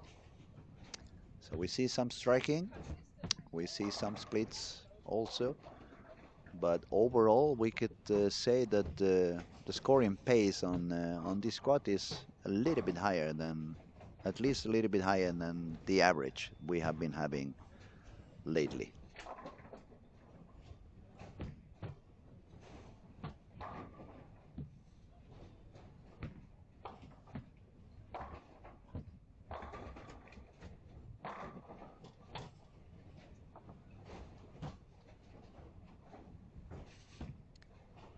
It's a little bit less strikes going on lanes 17, 18, 19, and 20.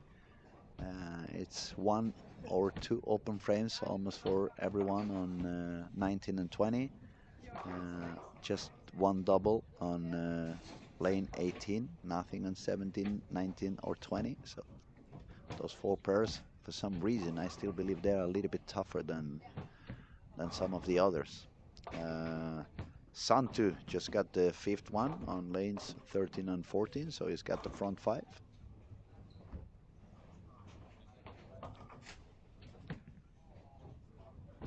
And now I'm going to focus my attention on lanes 7 and 8, where Chase has begun with the first three. It's bowling quite deep inside already, bowling for global. And he got another one. Looking good.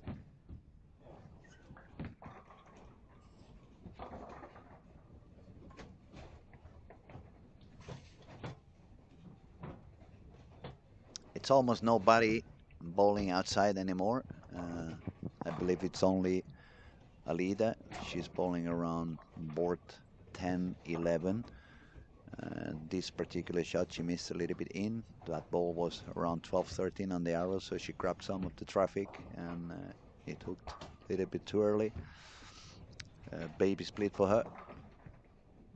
And I'm gonna try to see what Ethan Fiore is doing on lane 1 and 2. He's not really striking that high at the moment. Strike spare, strike 9 spare, 7 split 2 and 7. That's 2 shots in a row that is short to the pocket, and he leaves the 2 pin over there. I'm wondering if that urethane ball has stopped working for him.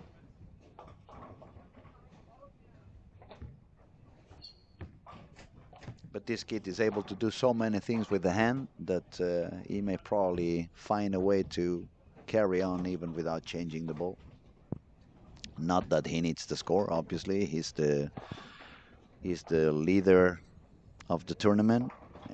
With his second best result, he would still be the leader of the tournament. And not only happy with that, he's the leader of the squad by nearly 80 pins of difference.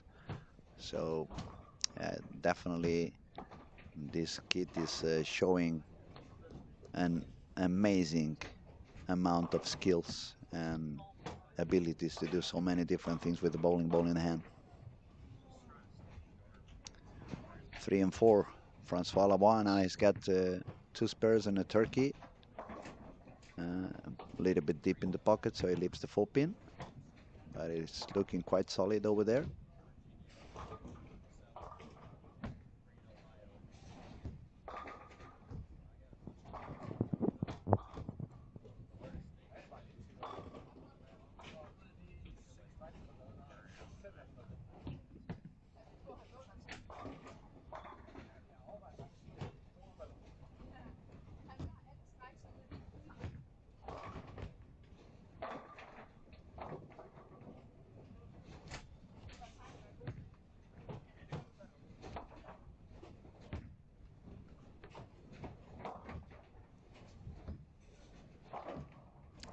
I was just reading, make sure that I haven't forgotten to answer to any of you guys, but it looks like everything is under control. So I'm going back to look at the lanes and see what's going on so we don't miss any of the action. Some striking going on lane 1. As we said before, Willie Wallstrom, spare, 6 in a row.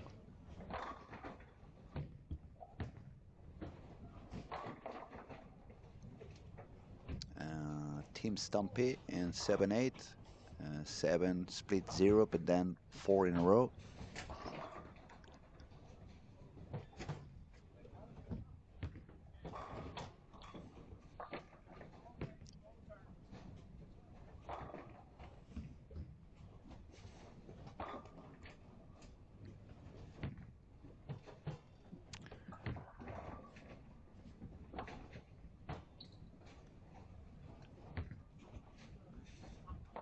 It seems to me like now it's a little bit like either very high games or a little bit of a lower ones. It doesn't seem to be that many people holding on onto regular 190 to 10.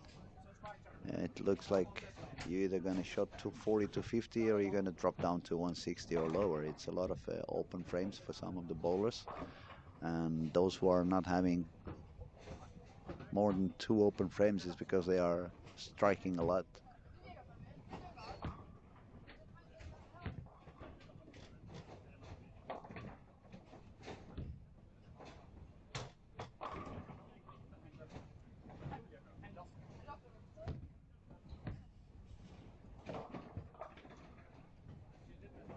Well, that is an ugly split for Gary Haynes on lane 2. I don't even see it. It looks like it's the 4-8-6. That's not a very common one. It's like a couple of columns of the big chart have fallen.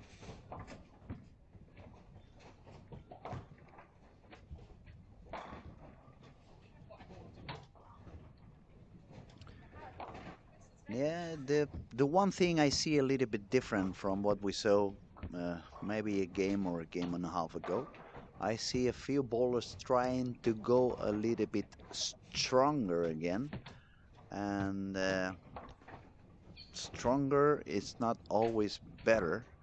It looks like the lanes are burning out, and they are starting to try to push the ball, trying to overdo to make that ball go a little bit longer before it turns. But it isn't working too good for the vast majority.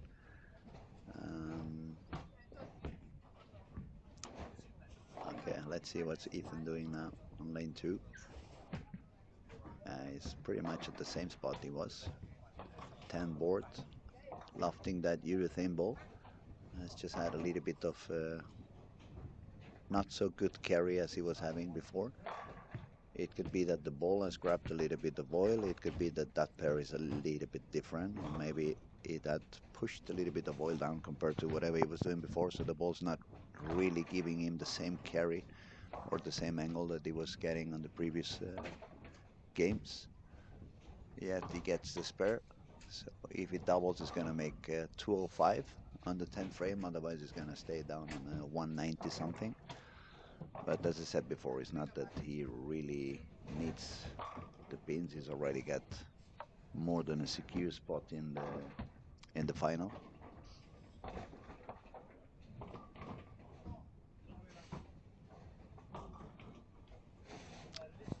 And definitely, we have a volunteer over there to get into the turbo, and that's lane number 1 by Willie.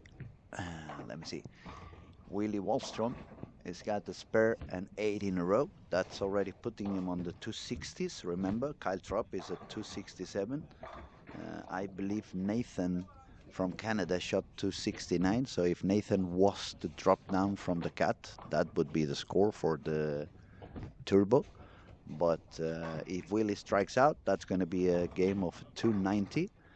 And definitely that would give him a very, very solid spot in that 5th game of the turbo. So we're going to pay some attention into lane 1 and see what goes on that 10th frame. Well, actually, he's going to do the 10th frame on lane 2, but yeah, we'll have to see.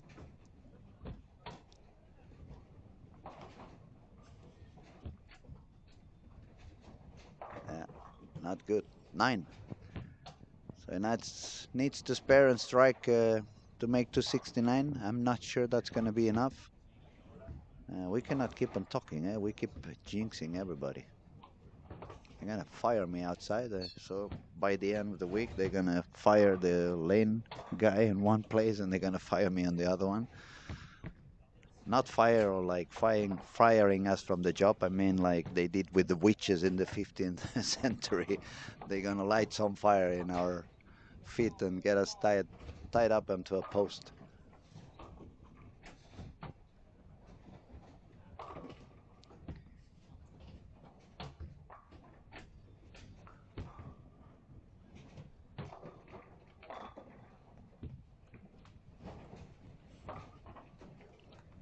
Nine spare for Ethan Fury, so he's gonna shoot a 1. Oh my God, what was that?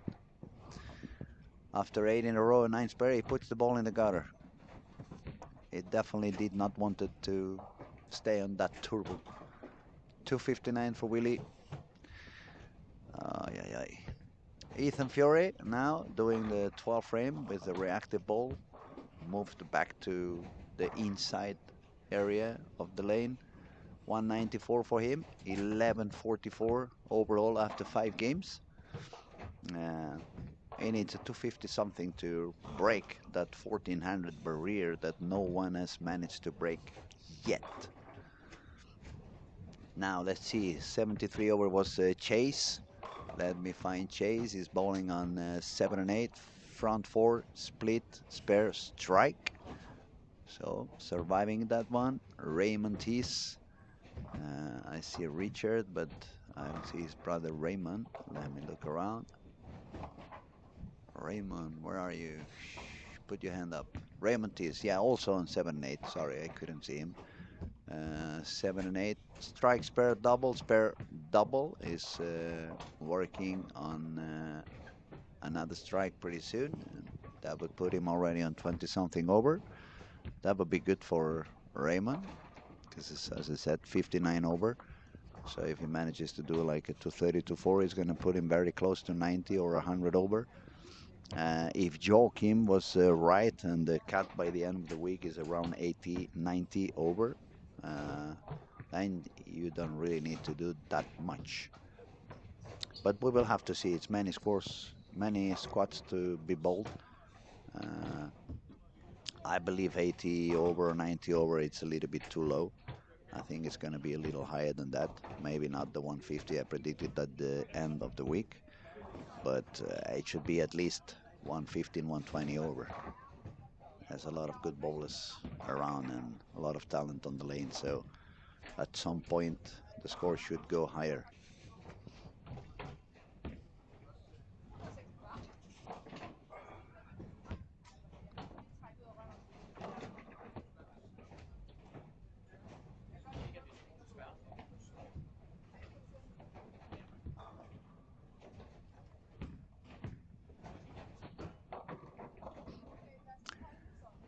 Okay, the Finnish guys were bowling on lane 13 and 14. Santu started with a front five, then a couple of open frames, ended up with a game of 211 for 45 under. Lucas Bananen. That's quite a game. Nine spare strike, nine spare strike, strike, nine spare nine. At least he's pairing, and he's one of the young ones who was bowling on the under 21. So I'm happy to see some nine pairing at the end. Finally.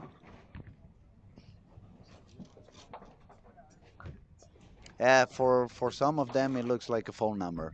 675 43789. But it is what it is.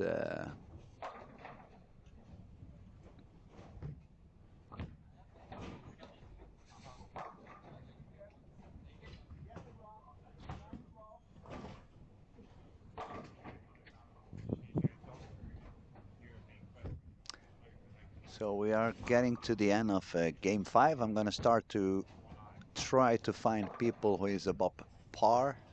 On lanes 1 to 4, we only find Ethan Fury with 1144. Lanes 3 and 4, we find Tobias Bright with 9 pins over par, 1009, and Francois Lavoie with 60 over par, 1060. Next pair, they are entering the 10th frame. We see Andrew Anderson, who's got the 610 left on the 10th frame. He's already over par, so he should be somewhere around 1040, unless I'm wrong. Oh, give me a second. Yeah, he's pairs, so he's going to be on the 1040. Right beside him on lane 7 and 8, we see 3 guys over par with the 9th frame and the 10th frame yet to go. They are Raymond Tees, who's got 4 in a row at the moment. Chase Nadeau, who is already with a 9 over and scoring need to count yet the 9th and the 10th frame. And Tim Stumpe, who's also over par, 20 over par. He has an open frame on the 8th. So it's another 60 pins that could get in there. That would put him on 80 over if he strikes out. Moving to the next pairs, 1018, so 18 over par for Niklas Sorensen. Everyone else is struggling a little bit. They are on the 800s still, so not very high. 11, 12, same. 13, 14, 15, 16. Same thing, not so very high scores. Nate Purchase is doing a high game now. He's got 5 in a row entering the 10th frame. He's lofting the ball pretty deep inside, but as soon as he grips it a little bit, the ball reads too early. Not going to be on the par, so no one is on the par on these 4 lanes. And then when we move to the last 4 lanes on the alley, AJ Johnson with triple, 10th frame to go.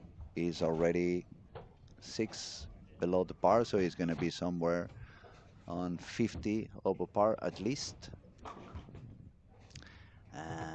Richard Tees is going to work on a spare on the 10th frame to try to be on 35 over the par.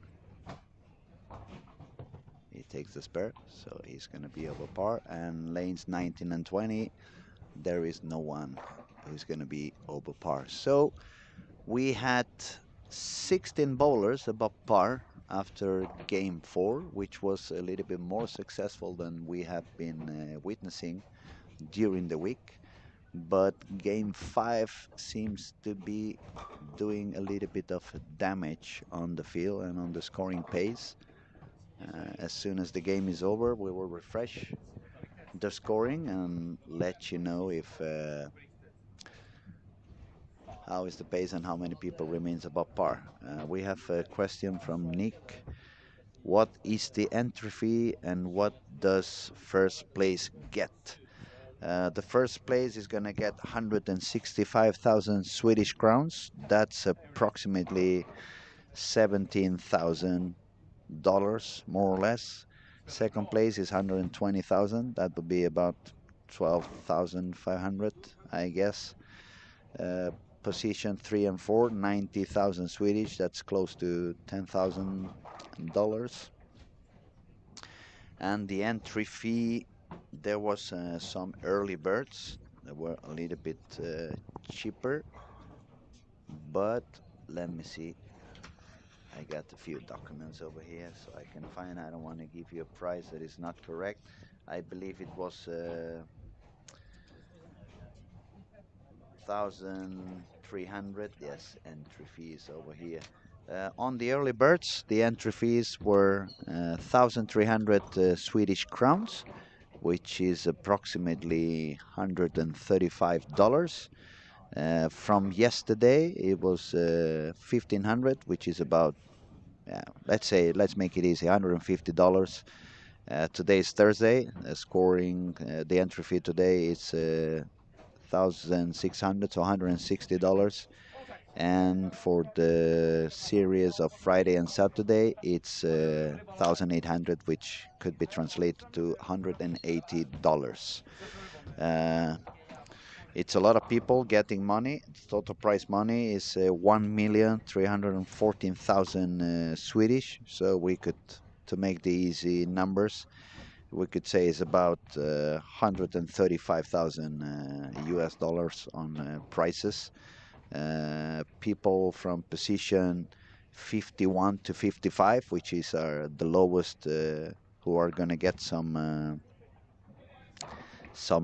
prices. They're gonna cash out 7,500 Swedish, which is about $750. It obviously depends on the change, but yeah, it's a nice payout. It's a very big event, probably the biggest event in Europe, and it's not only about the prices, not only about the chances of getting a PBA title, but it's a lot of things happening around the event. Right now at 6 o'clock we have well, it's 7:30 already, so it probably is done. We had Matt McNeil from Storm. He was doing a seminar about bowling balls, equipments, and layouts. Um, we had a seminar about mental bowling at the beginning of the week, and personally, I'm waiting for the seminar that's going to be held by Christian Jonas about oil profiles and how do they design it, and a little bit of the history behind those patterns. So it's a lot of things going on. Yesterday also, it was a very special day. The PBA guys were golfing in the morning. So everybody who wanted to go golfing with them, they got the chance to get them to know a little bit better out of the lanes, get some fun time together, pictures, autographs. Later on the day, we had a big buffet on the second floor of the bowling alley. It was very nice food. That was called Dinner with the Pros. At the same time, at 7:30 p.m., we had a small, uh, we could call it a little bit of a small pro-am. It was 8 of the PBA guys here bowling a friendly competition called the Iceman Eliminator Challenge. The winner was Jesper Svensson. It was just a friendly match in which the PBA guys were sharing lane and bowling with the amateur bowlers, and it was pretty fun. We had a lot of live music, and as soon as that was over, the bowling alley got disco lights. The music was even higher and louder, and they were having a lot of fun. You could see a lot of kids bowling on the lanes, and you could see the PBA guys bowling for fun, not for competing. They were bowling without shoes. They were walking on the approaches on their socks.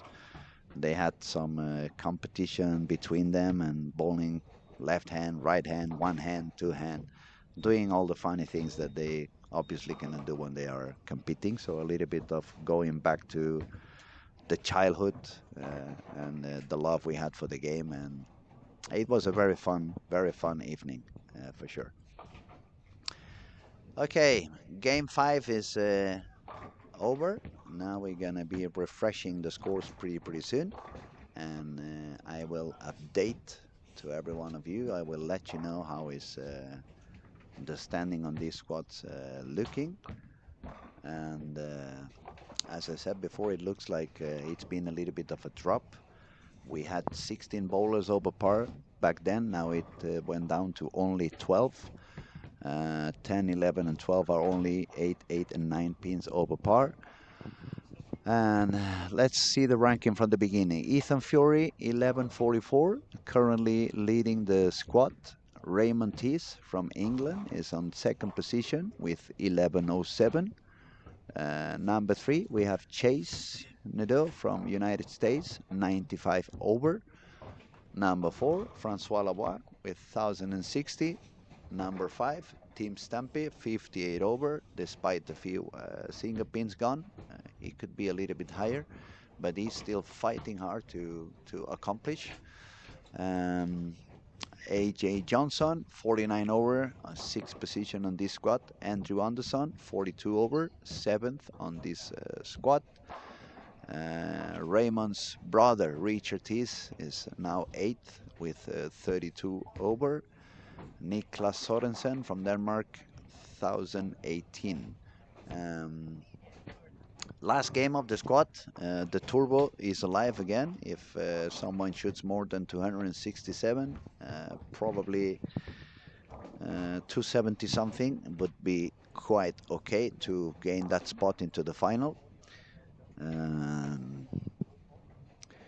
Potential people doing that, there's a few. We're only on frame 1, 2, or 3, so it's a long way to go for this game to be over.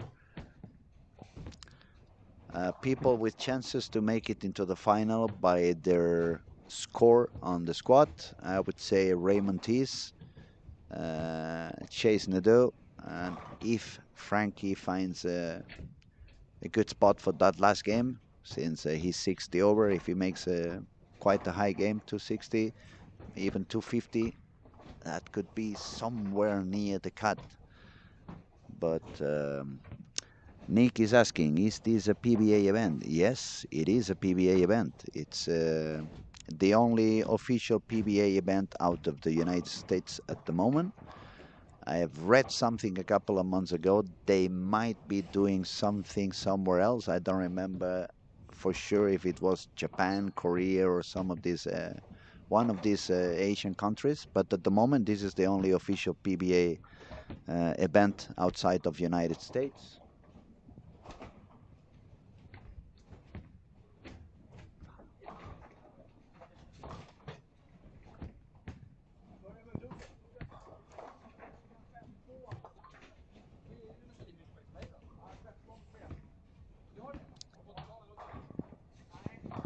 Okay, I'm gonna have a look again at Ethan Fury bowling on lanes 5 and 6.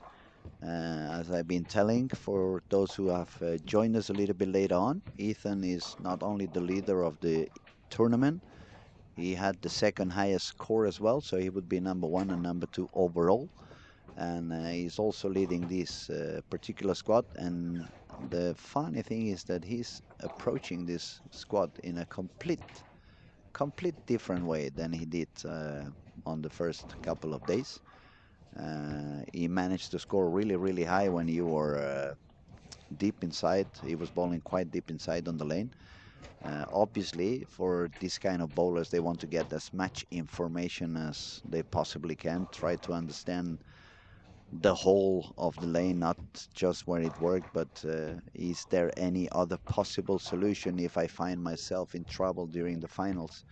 And I believe that's the reason why he's bowling a completely different strategy. He's been bowling urethane straight on the second arrow, very different from what he did in the morning or yesterday.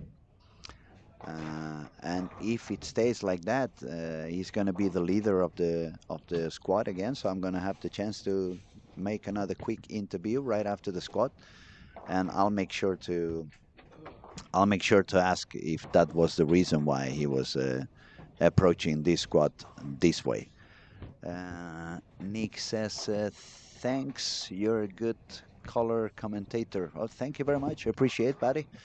I'm just trying to do my job over here, trying to help everybody see. It's many cameras, it's a lot of action going on, it's a lot of bowlers everywhere, so it's very easy to lose some of the action, especially when you are watching online. Unless you open several amount of windows and you start jumping from one to the other, it's hard to follow everything. You can miss some of the action, and that's why I'm trying to talk a little bit about everything and everyone and all the things that are happening around the event. Now, let me have a look for a second to the girls. Alida Molander, she's top scoring in this squad with 44 under par. She had a 167 on that last game that made her drop a little bit. She's now bowling on lanes 19 and 20. She's got a triple and a 9 spare.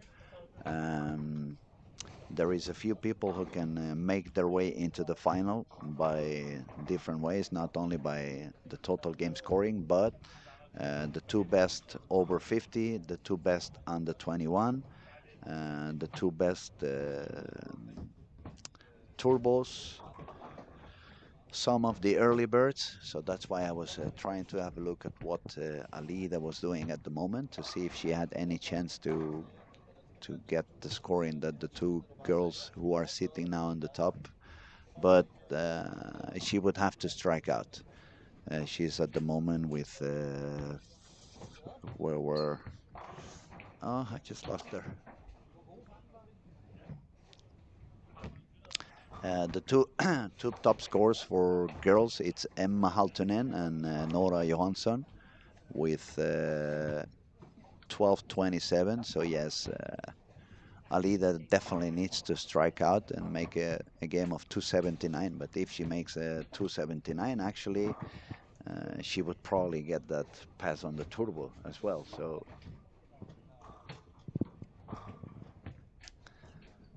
okay, people who can manage to do good on game 6. We find Richard Tees on lane 1 and 2, double spare double. Cristian Azcona from Puerto Rico, also PBA bowler. He's on 7 and 8. He started with the front 5. Francois Lavoie is also needing of a high game, and he started pretty okay. Also bowling on lane 7 and 8, spare and triple. Gary Haynes on lane 17 and 18, a spare and triple. Gary was also, Gary is only opting into the turbo at the moment. His score pace was a little bit lower overall, so he's not going to be able to make enough pins to guarantee a spot in the final. But if he strikes out, it's going to be a 290 game, and that would make him go in through the turbo.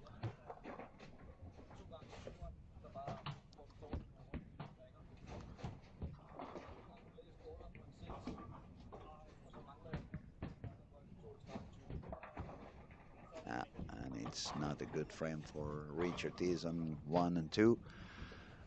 He's got the double 9 spare, double 9. So even if his spare is going to be some as higher, 250 something, and he had 32 over, so that would put him on 1280 something, which is probably not going to be enough to make it into the final. Team Stampe started with the first 3. He does have a chance. He's currently with 58 over, so quite a high game of 260 something, 270 would put him on the 1320s. That could be enough to make it on the way up there.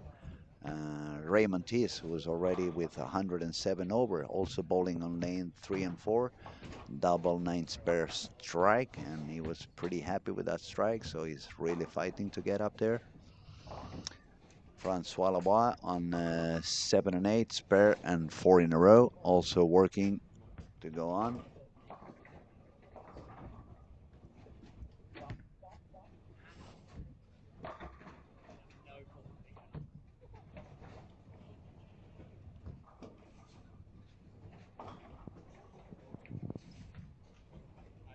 Mhm.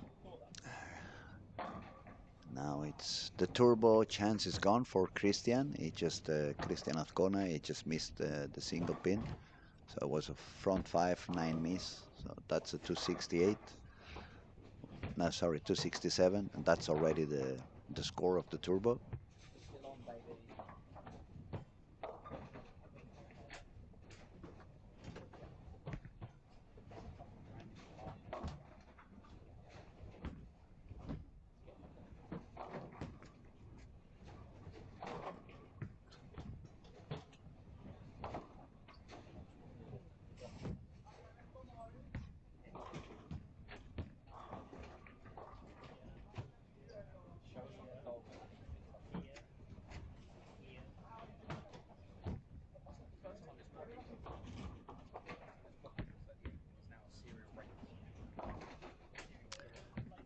Okay, 9 spare for Francois Lavoie after a spare and a 4 in a row. Francois is 60 over after 5.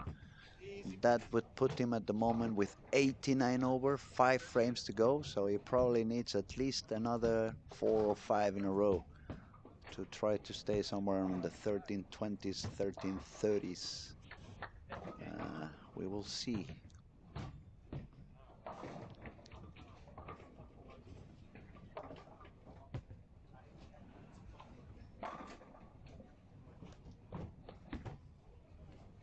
I have a question again. Anders Lundball is asking me, what do you think Danielle McEwen can do when she steps into the tournament tonight? If she's traveling today, definitely. I mean, she's got a lot of talent. Obviously, who's going to deny that? But after such a long trip, coming all the way from United States, it takes at least 20 hours to get over here. It's not easy to sleep on the plane. It's not easy to rest properly. You also get a little bit dehydrated when you travel on planes, and the food they give you on the planes, it usually has a lot of salt because it's the only way for you to taste something on that altitude. No, it's a true fact. I'm no joking. No, no, no. This is a true fact. I know I joke a lot, but this time this time I'm talking serious sense for once. And so what I'm thinking, probably she's gonna get here a little bit exhausted, a little bit dehydrated. Uh, Not that she's not gonna try to accomplish it right away, but I think she's gonna spend a little bit more energy trying to understand what goes on the lanes and trying to do her best.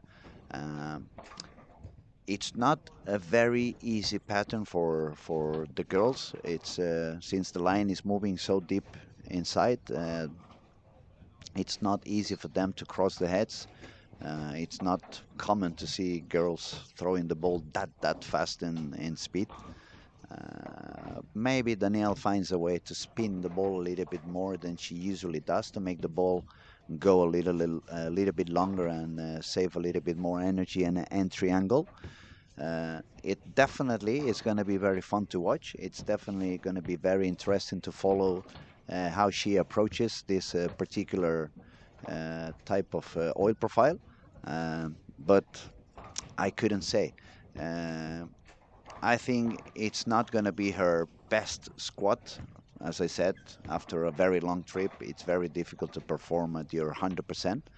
But for sure, she's going to get some good information. She always goes around with that.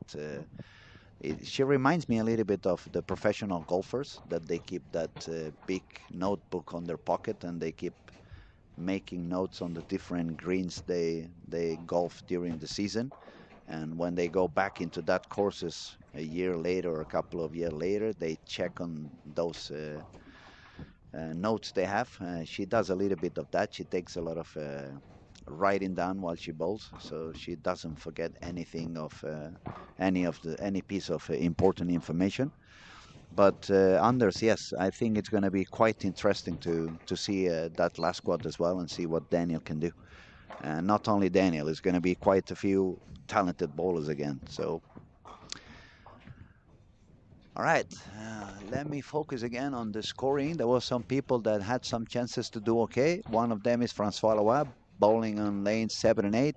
He's got a spare, four-bagger, spare, and a double, getting close to the end of the game. It's going to be quite important for him if he manages to strike on the 9th and the 10th.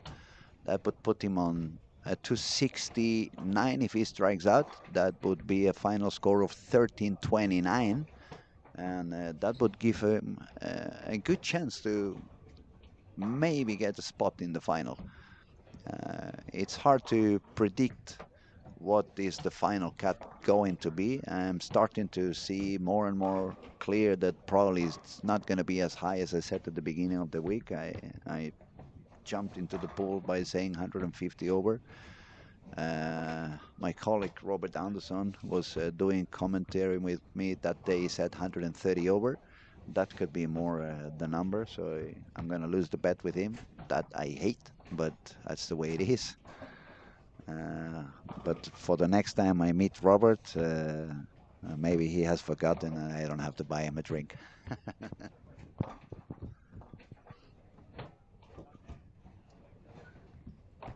Okay, Francois is going to take a shot, the important one on lane 7.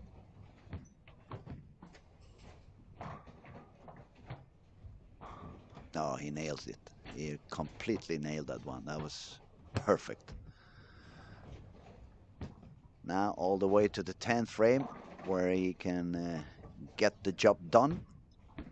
And we wish he does it. He's not only a very good bowler, but a very humble and kind guy. Easy to talk to. He was sharing some time with us earlier in the week, doing some streaming as well. He helped us understand a little bit more what kind of vision professional bowler has on this kind of competition and what kind of things they focus on, what do they think of. So if you guys are curious to know what the PBA guys think and how they talk when they are doing some online streaming, you can scroll around our YouTube channel because the previous days every single squad has been streamed online. Every one of them had some commentaries on. And as I said before, we have been having a lot of quite special guests. We had the Swedish national coach. We had Magnus Johnson, which was the former Swedish national coach. We had Martin Larsen sitting down with us for a little while. We had Daniel, who is also the guy who's taking care of everything on the tournament. We had Andrew Anderson. We had Frankie Lavoie. We had Joachim Carlson a little bit earlier today. And we're going to keep on kidnapping people from the lanes and bringing them into the streaming room. So you can, guys, ask them some stuff and you can listen to their voice and see the way they more or less see the perspective they have on the event. Okay, now we really are getting close into the end. Ethan Fury, this game was not a good game for him. It's 150 something. I think he got tired of talking to me on the interviews after the squads, and he decided to drop that down. But yet he's still gonna make 1300. So unless Raymond Tees does a good game, where is Raymond? Raymond. Yeah, Raymond is doing quite good. Double spare, strike, spare, double. So Raymond is looking good. Chase, I lost Chase. Where is Chase? Oh, you pointed, but I didn't get it. Oh, Frankie. Oh, Frankie made the 10th already. Yeah, Speedy Gonzalez, Frankie. He didn't even let me see that. But cool. Okay, Frankie needs one more. If he does another strike, he's going to go all the way up to 260 longs. That would put him on 1320 longs. If he strikes out, it's going to be 269 and 1329. That could be quite a good score. That could be actually the cut. 129 over. That could be the cut. Maybe Francois Lebois is going to set what the cut's going to be. And if you want to be in, you got to be above that score. Yeah, he's got another one on the 11th. Looking comfortable. Very confident over there.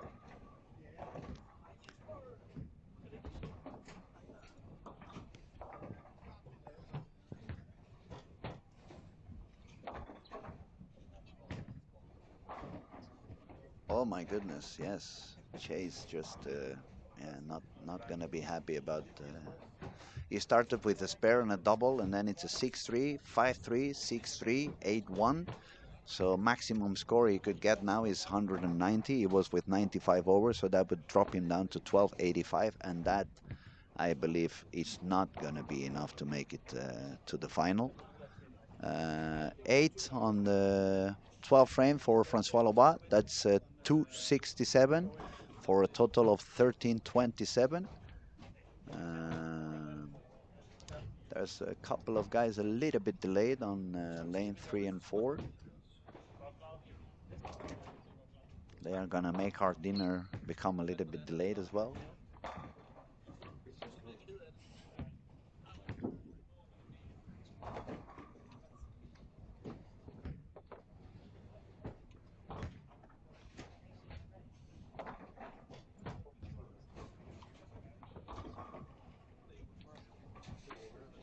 And I'm trying to fire Raymond. Where's Raymond? Oh, Raymond. Yeah, yeah, yeah. It's when they are the both brothers at the same time. I get up, end up losing them. So Raymond Tees, double 9 spare, strike 9 spare, triple, going for the 9th and the 10th. Raymond was having 107 over, so unless he has some issues, that's going to be more than enough to go into the final. That should be a very good score. If he strikes out, 76, so if he strikes out, it's going to go all the way up to 1366, and that is a very good score. That could also be at least quite near to make it into the step 2. We haven't seen any 1400 yet. It's the number that is still not showing up. We're just gonna wait for Raymond to finish his game, and then I'm gonna run out there and make some interviews. It looks like it's actually gonna be him who I'm gonna have to interview, so no rush.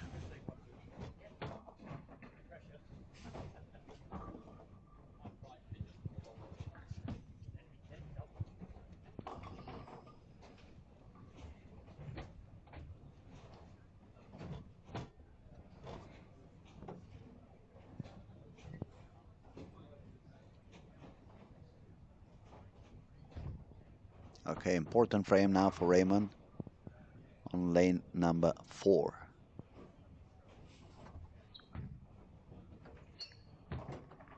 See what he gets.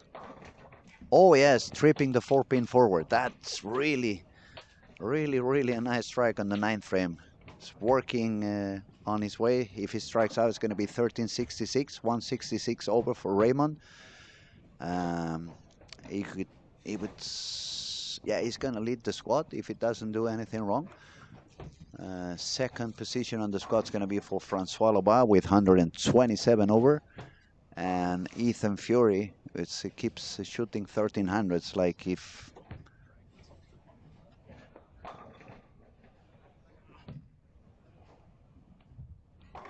Very solid last game for Francois Lobat, indeed.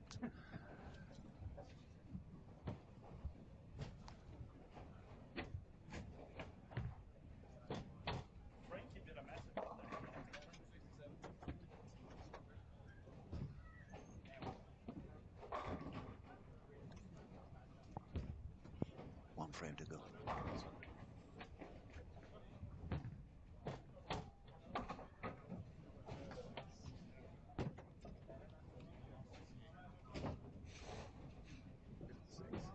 $66. 66. 66. So we have 1, 2.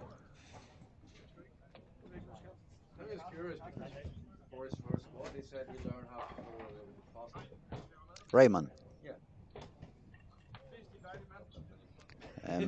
Maybe he meant the ball was a little bit faster.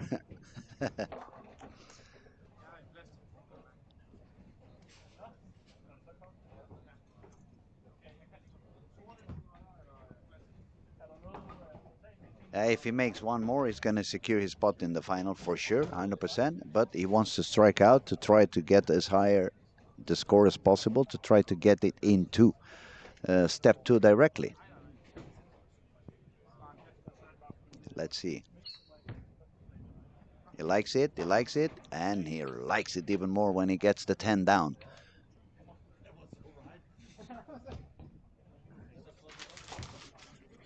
Darren Edenstrom says Scooby also said the trophy plate would be a good holder for chicken nuggets. It's good to see that you guys keep talking and commenting. Appreciate having so many people watching and following us. Makes us very happy and gives us energy to carry on also for one more squat. Now, Raymond Tees, 11th frame. He likes it again. It didn't work. Hold on. No. It's okay. It's going to be 9 spare for a game of 248, a total score of 1355. I'll be right back in a little while when we get into our last squat. Thank you, everybody, for your attention, and I'll be right back soon. Don't forget to subscribe. Click the button and help us keep on going with the absolute free of charge world-class bowling. Good afternoon.